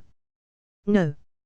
It wasn't." Ino shook her head calmly, confidence unshaken. "All I did was spare you some bruises. You'd not have half your chances with Sasuke if I'd used a fire technique to burn you to submission instead. Burn scars are never something that heal quite right. Or would you rather I carve up your pretty face with wind? Or smash it with earth?" "You got off easy, Sakura." Still trying to preserve some of her confidence and dignity in spite of her recent defeat, Sakura sniffed haughtily. "Well, you won't defeat me with that illusion the next time." "Oh, I won't, will I?" Ino returned confidently, before the blonde girl stood up from where she'd been leaning against a wall and uncrossed her arms. As she departed, she said, "Well, that's too bad, because there are two naked in public techniques. One is an illusion, and one isn't. The best illusions always do something that could be real, and Naruto's developed positively hundreds of ninja techniques for sewing and the like. So it's easy as pie to make your clothes disintegrate for real, and it's dead useful for depriving an enemy of their tools and hidden weapons, too. So if an illusion won't work, count on the real thing next time. See ya." Sakura was left behind, a flaming blush alight on her features, concluding in concert with inner Sakura that she'd have the exact same response the next time she ever faced that technique, just in case it was real. And, judging from the hungry looks ill-concealed on the boys around them who'd been eavesdropping in on this conversation, they'd be only too happy to see her provoke Ino into having the real thing happen. The Hokage even had a trail of blood out of his nose. Sakura retreated from the battlefield to go deal with her blush and recover from her embarrassment in private, secretly glad that Ino hadn't bent her over in front of everyone and put property of Naruto Uzumaki on her butt. Ino, on the other hand, was back to standing beside that wonderful boy up on the balcony, privately cheering that she had such a mark on her own bottom under her panties, and sad for Sakura that she didn't. Anko insisted, and the pinkette didn't know what she was missing. Actually, to her own mind at least, Ino had complimented Sakura during that technique. Saying she wasn't worthy of Sasuke to Ino's mind, meant her friend was too good for that selfish, shallow betrayer. Offering to let her into Naruto's little club had been the most generous, kind and loving thing she could do for to her oldest friend. And, if she'd accepted, she'd have instantly hauled her off to go get included into the Kitsune clan. The massages alone could have convinced her to love it. The bloodline wouldn't have hurt, either. Not with those abilities. But such was life. And she had to choose her own path. It wouldn't be fair to force Sakura onto the one Ino preferred. The two girls, of completely opposite opinions, rejoiced in their own choices as they made their ways down their own prospective paths. Naked in public technique. Naruto called out as the trio from sound came at their camp they'd made after the Orochimaru attack during the forest part of the exam, the next reset. All of the clothes vanished from the attacking trio, dropping assortments of weapons they'd carried haphazardly onto the ground. "What?" called out the formerly masked guy with the speaker, just before a clone hit him and the guy with pipes down his arms with an inner decapitation technique, burying them up to their necks in the ground.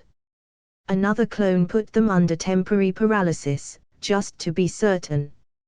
Anko walked out of the forest, cracking her knuckles. "Hi there," she gloated to the trapped duo. "You two are going to help us practice a technique of my old master, one requiring the sacrifice of a human life to raise another one from the dead." The two sound genin stared at her in horror. Kin, the girl on the sound team, had covered herself on the first attack and now tried to slip away. But her attempt to go off streaking into the forest got stopped by Hinata, who'd left a shadow clone with her own team to come and assist on this task of Naruto's. The Kunoichi from Sound found herself not only naked, but paralyzed and staring at three glowing hands as a trio of Hinata's clones surrounded her within arm's reach. At that range, there was no escaping the gentle fist user. "Now lie down," the Hyuga-rs ordered softly, but with authority. The naked Kunoichi did so, resigning herself to death. "So, how are you going to kill me?" Hinata smiled. "Oh, we don't plan to kill you. Naruto-kun is only going to give you a massage. You'll like it so much, you'll tell us everything we want to know. And, if you are very, very good, you might be able to convince us to recruit you as a new member of our clan." The blonde boy left the other genin and approached her, flexing his fingers. Kin snorted, "I won't fall for such a stupid jutsu." Anko openly laughed. "Kid. If, in 10 minutes or less, you aren't shrieking out marriage proposals and promising to love this guy forever, you can go free. No questions asked. We'll even loan you clothes and let you get your weapons back." Kin looked up at the Hyuga-rs for confirmation, and the white-eyed girl agreed, nodding while wearing her own secretive smile. The sound girl settled in to receive the interrogation technique, secretly worried now that they all seemed so confident about it. Scented combs started to brush through her hair a moment later, and she had to admit that, as far as interrogation techniques go, this one was fairly nice. At least there was no probability of scarring. 10 minutes of this shouldn't be too bad. She could easily endure it if this was all they had. The kid's warm and flexible hands started to work on her a heartbeat later. Sasuke was still asleep, having been cured by Naruto of that awful cursed mark. So it was without other concerns as Sakura slowly became more and more absorbed, focusing in on how Naruto destroyed the enemy Kunoichi's resistance and got her squirming, then writhing, then howling aloud with pleasure as his apparently magic fingers went work on the muscles of her body, rubbing her scalp and so on. In 2 minutes, the sound ninja had forgotten all about resisting the massage. In 4, she was telling them everything they wanted to know. By the time 6 rolled around, she'd forgotten about everything but making them happy with her so this could go on. Kin's goals had changed from escaping after enduring the technique, to making this go on as long as possible. The marriage proposals and promising to do anything for them had come at 7.5 minutes. Begging and pleading for them to let her suck on Naruto's toes, bear his children, clean his home, carry out the clan's garbage and die gloriously fighting to protect them from their enemies came at 8. By 10 she had passed out in the midst of promising, for the 4th time, to love them forever if only they would graciously allow her to be their loyal pet in exchange for just 2 more minutes of massage. She'd even been volunteering to wear a collar and everything.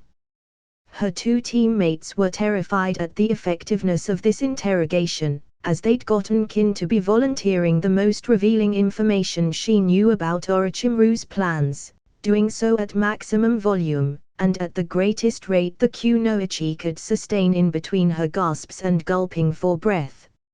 Sakura's panties were so wet they soaked clear through her shorts and lines of wetness began to trail down each leg. Her blush was furious, but she was so focused on watching Naruto she almost didn't even notice her own state. Kin recovered from her momentary faint and began pathetically groveling, pleading for more of the same, hugging Naruto's feet where he stood by her and promising him her undying loyalty forever if only he would deign to accept her service, and perhaps cough up another moment of massage or two. Pop, Anko waltzed over, pulling the cap off her marker, and bending low to scribe property of Naruto Uzumaki on the girl's posterior, standing up to gloat, "Okay, kid. You pass. You get to be a member of the clan. Provisional, of course.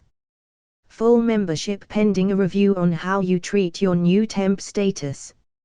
In other words, they'd let Naruto copy her memories out and wake her up, then watch how she dealt with their trust over a few resets.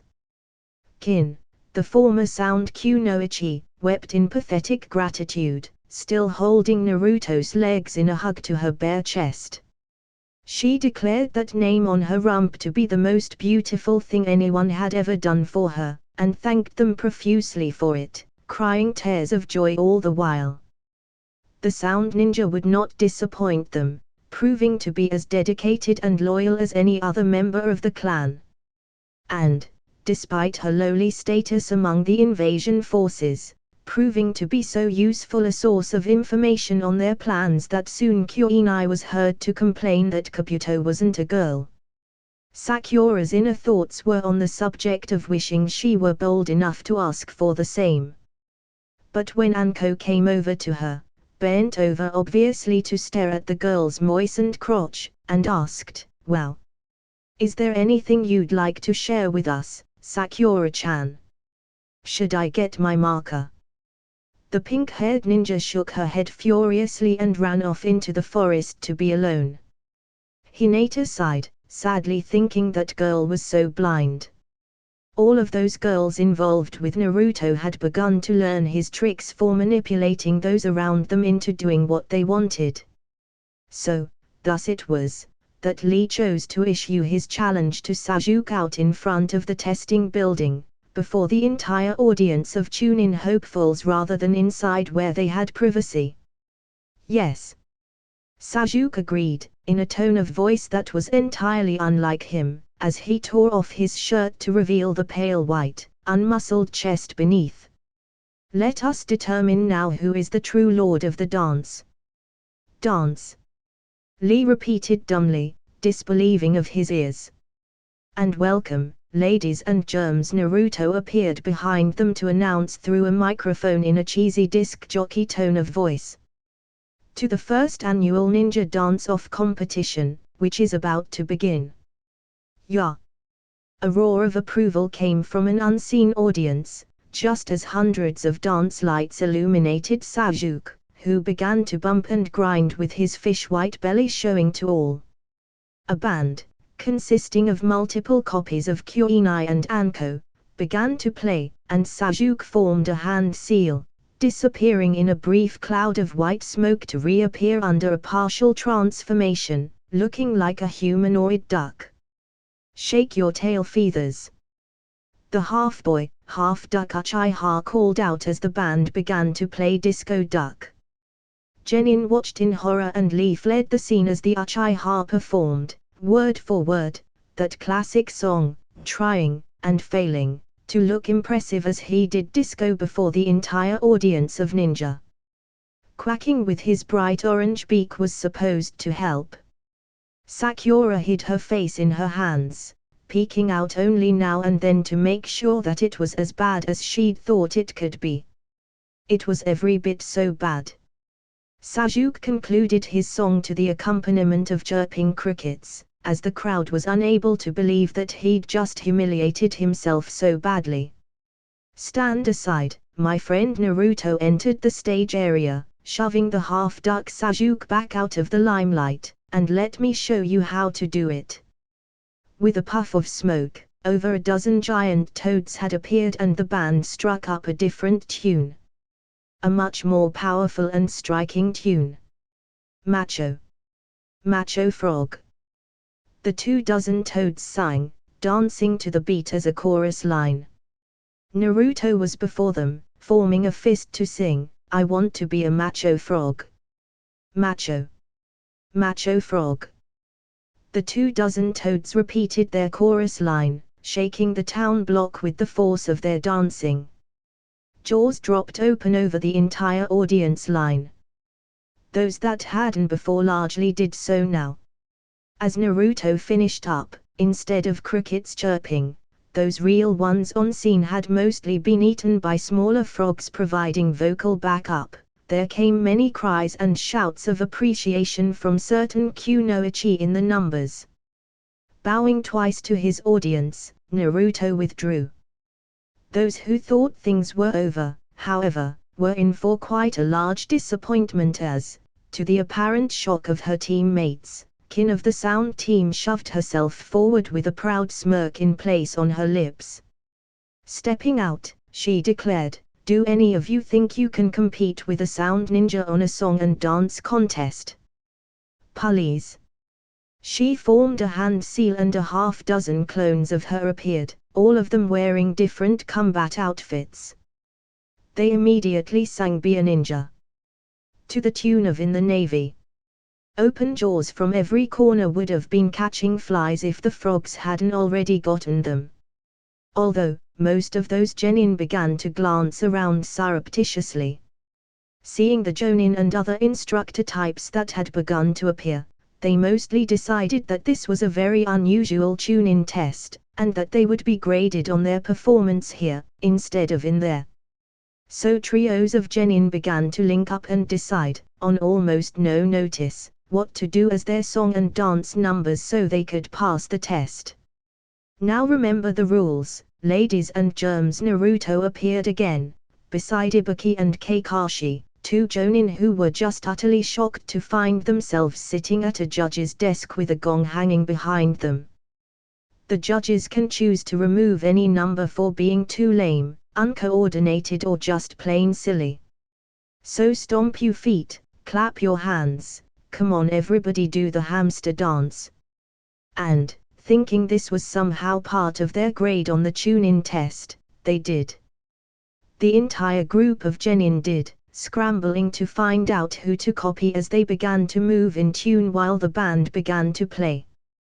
Kakashi and Ibuki began to blink at each other behind the judge's stand, before wordlessly turning back to observe the floundering genin trying to dance.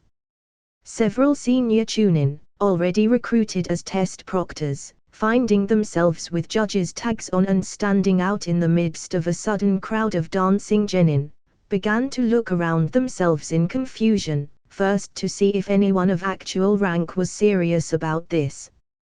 Then, on spotting both Kakashi and Ibuki sitting calmly, or stunned, but on such seasoned ninja that state was never obvious, behind the judges' stand with Tsunade standing behind them, a hand on each of their shoulders and grinning, the Chunin test proctors assumed this had been a change of plans and began to look around themselves on the dancing genin, drawing on whatever meager exposure to dancing they had to start disqualifying people.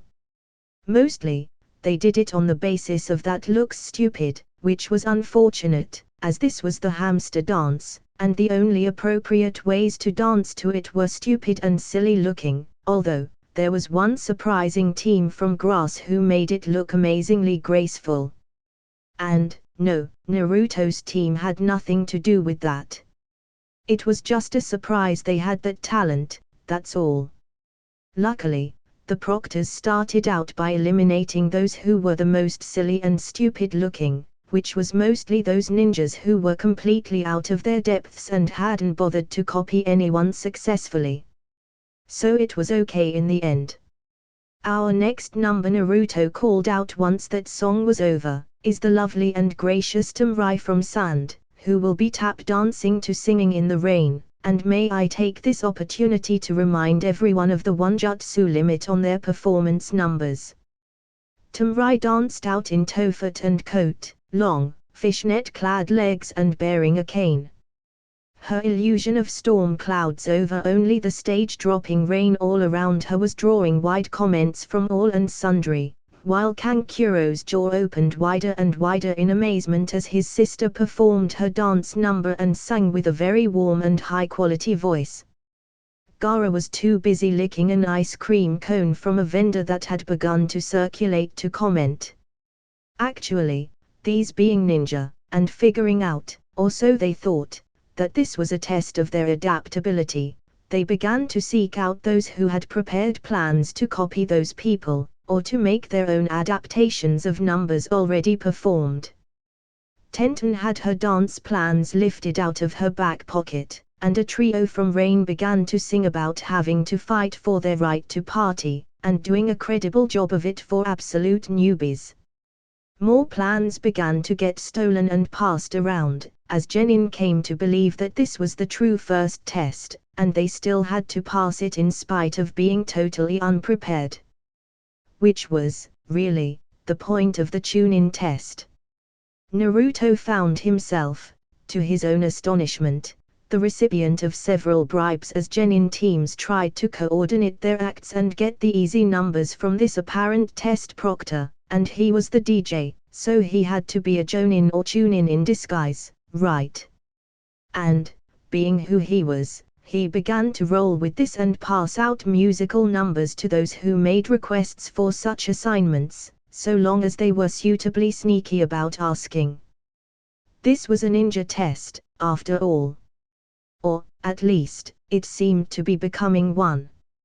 He took pity on one such group and let them, including Kiba, sing Summer Loving from Greece, which was, for most of the group, a simple matter of chanting tell me more, and so as easy a number as he could give. But he wasn't about to make it too easy on them, and the guy with pipes down his arms from sound got himself stuck singing about freakazoid robots that were about to break out. Kyoinai and Anko on the band also began to get approached, both for offers, and by Jenin hoping to acquire music by theft or copying so they'd at least know what their options were. It began to be an insane display of ninja skills as people from all across the elemental countries began to employ their talents and abilities in procuring the mission-critical information of who had what dance, how they were going to do it, and what exactly that dancing involved. Anko almost began to cry, as it made her so happy to see so many ninja using their abilities to recover from an almost untenable position. Yes. If this were a true test, most of them, having no idea how to sing or dance, would have been completely unprepared to pass it. But they were responding in true ninja fashion and coming up with such imaginative ways of overcoming their positions. Forming eyeballs of sand to watch over her shoulder and follow along the sheet music as she played number after number, using that and experience at deciphering codes to learn to read music so he would be less unprepared when his turn came around. Stealing copies of music. Using a knife in your back approach to blackmail Jenin, who'd already passed, to divulge the critical data on how and what to do. They were facing this test as the ninja they were. And it made her so proud she had to cry. Kankuro got out there with his puppet, the puppet wearing a hastily donned dress she had no idea where he'd found it, and the pair of them stumbled around to a credible waltz. He'd never danced before. She knew it. But out there he was, looking to be one of the most prepared of their impromptu contestants. They were ninja. They were supposed to be adaptable. Coming up with plans on the fly to counter unpredictable events was part of the job description. And there they were out there doing it. It made her so proud. The thing was, Ibuki clued in and began to see it from that light himself and settled in to judge things more seriously. He was an expert on stress and the kind of things it did to people's minds. As head of torture and interrogation he'd been exploiting that for years. And he'd begun to perceive that out there on that dance floor were more stressed and frantic genin than even his plans for this test would have or could have achieved. Public humiliation was an ever worse form of torture than he'd originally planned for this, and because of that, this dance contest was an even better way of eliminating those with weak nerves than his own planned event was for purposes of determining who had the nerves to make it as a Chunin, and so deserved promotion. So he simply began to go along with the flow, and gonged out Neji for having completely failed to get into the spirit of dancing the funky chicken. What made it even odder was, to avoid embarrassment, the rest of the authorities who actually had authority to cancel this, didn't, and the Chunin proctors began to do a much more credible job of eliminating bad numbers before long. So, by default, it became the first test of the Chunin exam. Although, nobody had the nerve to gong out Gaara for doing the tango with his own sand clone, no matter how creepy it was. That team from grass passed without any problems. Sakura got gonged out before singing a note, and Anko was seen standing by the judge's desk looking too innocent for it not to be faked. Hinata then made a triumphal entry onto the stage floor, crossing over it to grab Naruto and drag him back onto it with her, where she then began to sing quite emotionally, getting into the role of "You're the one that I want." Also from Greece. Ino, in the background, was mouthing along to the words "I need a man, and my heart is set on you."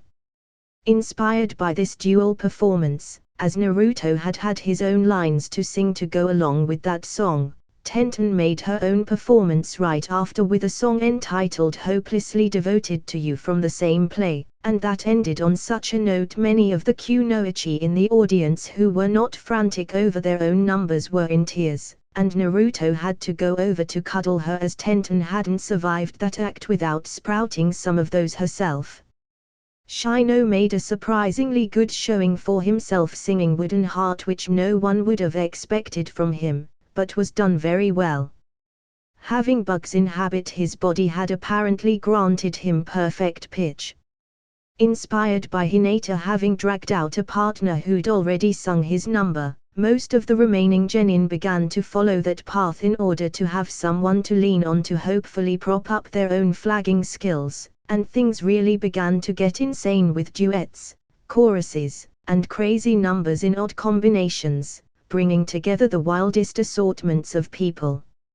Shino found himself in the lead female role, singing opposite Ino, who'd somehow gotten stuck as the male lead, singing the title song from Phantom of the Opera arranged by a full dozen nameless Konoha genin so they could do the chorus lines, repeating "Beware the Phantom of the Opera," which was so silly they got gonged out.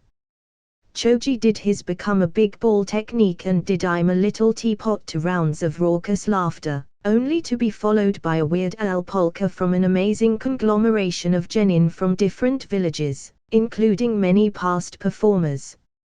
And then things just got odd.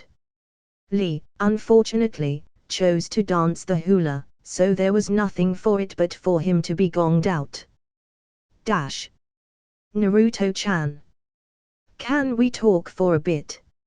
Not having had any of the marital difficulties or problems that could make a guy openly cringe at such a statement, Naruto ran happily off to see what it was his wife wanted.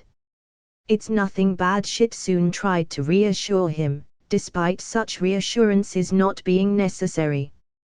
"I was just doing Tsunad's monthly exam, not that we need to do them, or anything, but it would be bad to get out of the habit of doing them entirely, and I discovered something." Naruto looked simultaneously terrified and excited. "Am I going to be a daddy?" Shitsune laughed. It was a musical sound. "Not while these resets are going on, at any rate. You need 9 months, not 1, and that would normally be impossible, given Tsunad's age, which brings up the real point of what I'd wanted to discuss with you. You do know that Tsunad used an illusion to look young, don't you?" Guilelessly, Naruto shook his head. Shitsune giggled again. Well, at any rate, she did. Suddenly she felt guilty for exposing to their mutual husband that her teacher was not as young as she appeared, and so resolved not to fracture his innocence on that subject any further, or any more than she had to, at any rate. A woman's age was a precious secret, in most cases. Well, in any of the cases where it could embarrass or disadvantage her, and Shitsune would hate to be the one to do anything that might hurt Naruto's feelings for her long-time instructor and associate. Well, Shitsune continued, wondering how to cut this story down to its very most essential basics, so she didn't have to reveal any information that did not have to be revealed. Tsunade was a bit older than she looked. The girl apprentice bit her lip a bit before admitting to this next part, old enough to not be able to bear babies.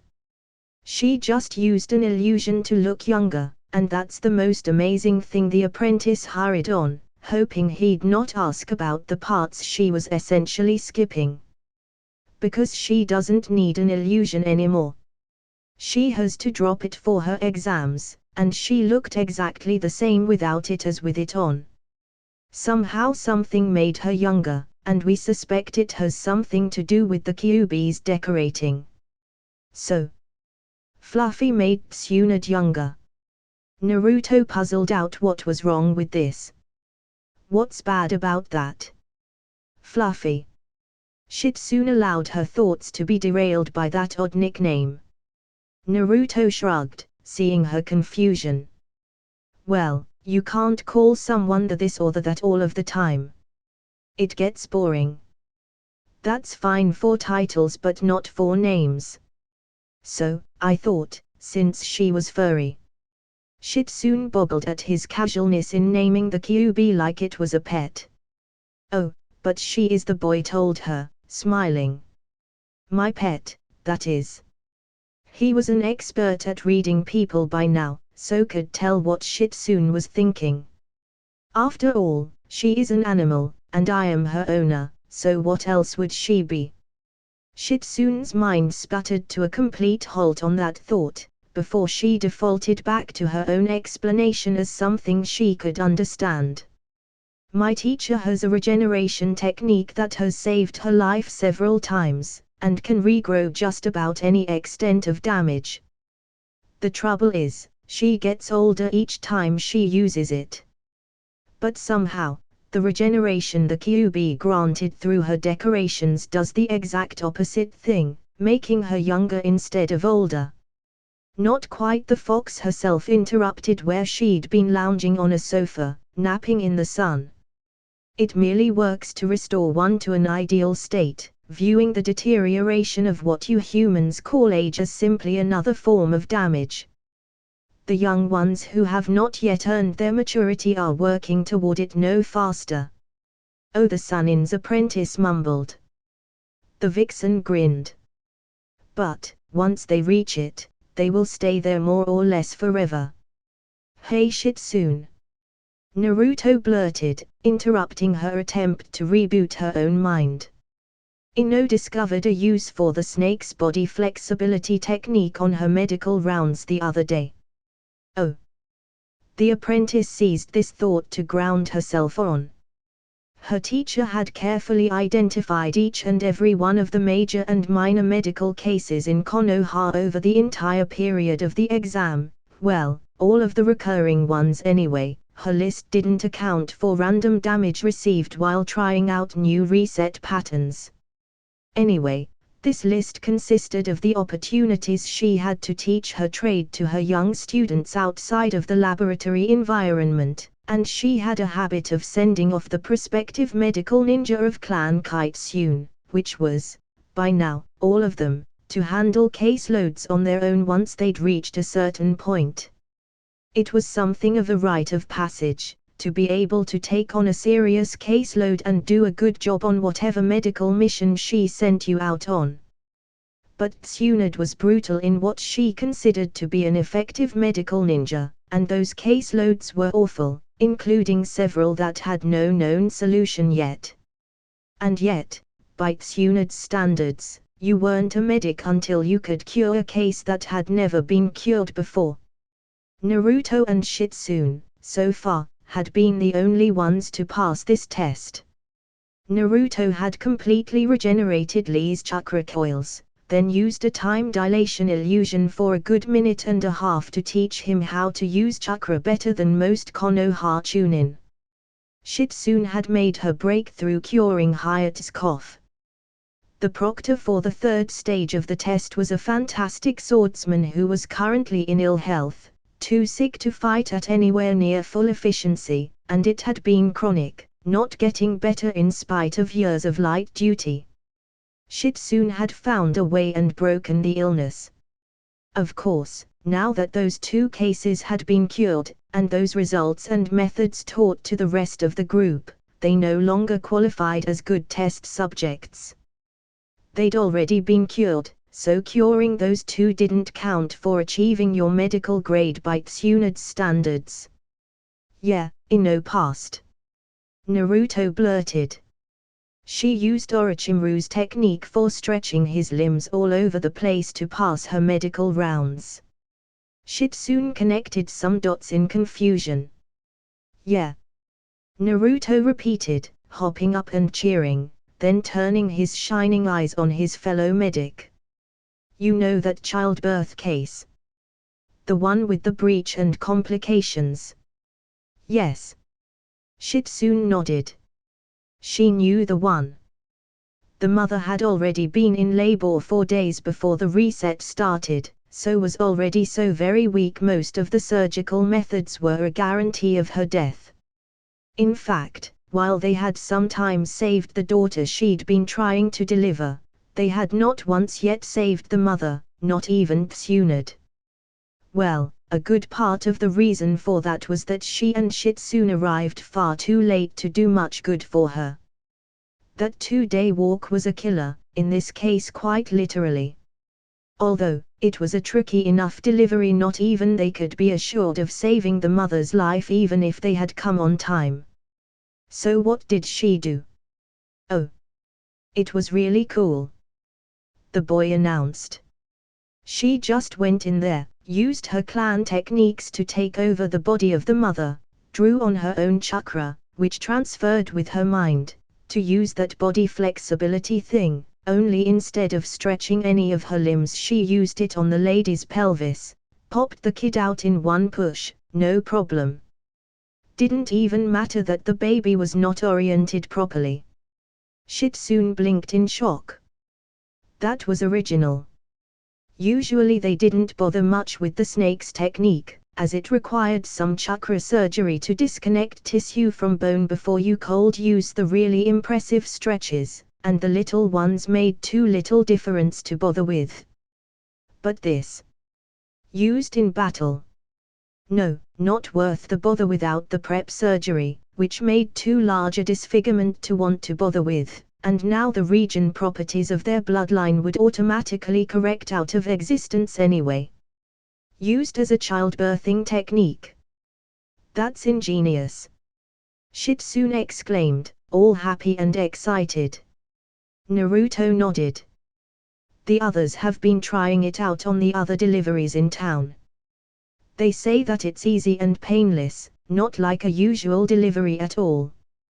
One of them walks in, uses the 2 techniques, the baby is delivered and they walk back out less than a minute later.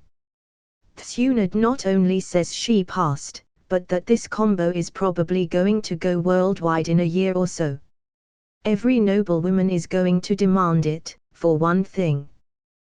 The dark-haired woman pursed her lips. I think my beloved teacher may be too fast to celebrate the end of labor pains just yet. Didn't you say this takes the Yamanaka clan techniques to do? Sobering as he saw her point, Naruto nodded. The young lady was serious herself. Well, I don't know of any medics among the Yamanaka clan, so that leaves us. There aren't many people in this world who had a husband that copied one of Orochimaru's signature techniques using a stolen Sharingan, then taught that to his wives, after all. So the only medics on this planet who are able to pull this off would be us. She sighed and sat down in her chair, suddenly looking tired. Looking back up to her husband, she told him with a tired grin, "Do you know what that is going to do to us? Once this secret gets out after the resets are over, there isn't going to be a woman in the elemental countries who'll want to go through birth without us. Every lord is going to be leaning on us to provide labor assistance to his daughter or wife or cousin or whatever, and those are just the nobles. They've got power to press the issue, but no couple out there is going to want to leave us alone." She shook her head and sighed, holding out her arms to Naruto so he'd hug her, which he did. She finished out mumbling softly into his shoulder. "You don't know what it's like, Naruto, to be on call wherever you go. Whatever you do, people are always coming up to you, asking for your help on this or that problem. They tell the most heart-wrenching stories, some of which are lies, but most aren't, and it's hard to tell you which is worse." She sniffled into his shoulder. "It breaks your heart to have to turn them down, but nobody can be enough places at once to handle all of the load of injuries out there. And now there won't be a pregnant woman in 1,000 miles who won't want us to be there to take care of her delivery. Just you watch, we'll have the whole gamut, from humble peasants who've walked the whole 1,000 miles on foot so we'd save them to the highest noble lords leaning hard on the hawkage to rent us out to his family." Clutching his lapels, she sobbed, "Nobles view anyone less than themselves as garbage to be used as they see fit, so if they can rent us out for birthing services you can guess what a short step that would be in their minds to our being whores the men can use even while our minds help out their women." There was enough bitterness there for Naruto to guess that some measure of personal experience might be involved, almost certainly a close call as he knew she still had her virtue intact each reset. But Shitsune was continuing. "There will be girls who came to beg on their own behalf, fathers asking for their daughters, husbands to plead for their poor wives with delicate constitutions, scared of dying having the son they've always wanted, old crones glaring at us for not having saved their daughters, rich merchants willing to drown us in cash to make sure that their heir gets delivered alive, and what's worse, there will be lords and ladies who are willing to go to war over not having to pop out their own kids the uncomfortable way. They've already fought wars over control of luxuries less important to them than this. But the caseload is too big, no one could handle it all." Naruto interrupted her wails with a chuckle. Bending back so he could look her in the face, the boy smiled. "But I can." Shitsune blinked, suddenly thinking of his thousands of shadow clones and limitless chakra. Maybe he really could. But then she smirked, and cocked her eyebrows upwards. "Oh. And does my manly husband wish to be the mother of all of the children born in the elemental countries?" Naruto suddenly turned green, finally thinking that through. "That's what I thought." Shitsune chuckled into his chest. "Now hold me. I need to have a good cry here." "Yeah," Naruto mumbled, holding her to his chest. What a dilemma.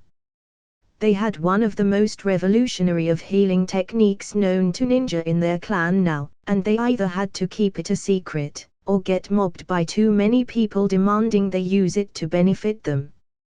He'd never suffered any shortage of himself in the supply and demand area before, but unless he wanted to experience, about 1 million childbirths himself, even if it was the easy way, then.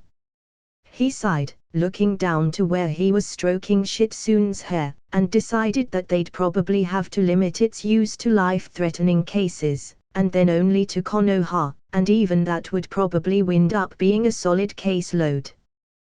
But even so, they ran a rather substantial risk of discovery, so eventually the method would become known, and once it was out there that it existed. He sighed, shaking his head even as he stroked Shitsune's While she was busy moistening his shirt, he was thinking it through, catching up to what made the experienced medic cry. If this became a luxury that people could go to for their convenience, then no one with any money would want to go through the old way again. People who didn't want any more children would even be changing their minds once they knew this was out there, if they thought it was available. And the more they used it, the farther knowledge of it would spread, so the caseload was literally infinite. Not even he could handle it all, not even if he wanted to. How to use it for those who needed it, without having to do it for everybody. They couldn't afford to train everybody, or even all of the medics, in the Yamanaka clan techniques. Or else, if they did, then no one would ever be safe in their own body again. People would be stealing one another's bodies to use them for things the owners probably wouldn't want done, and Naruto broke down crying himself when he realized the extent of suffering out there he could have stopped if not for basic facets of human nature. He snorted, wryly thinking that he'd thought being a good tailor was tough. That's it for this video, guys. Thanks for watching, and remember to like, share and subscribe the channel if you like the video. Also tell me your recommendations in the comment section down below. See you next time.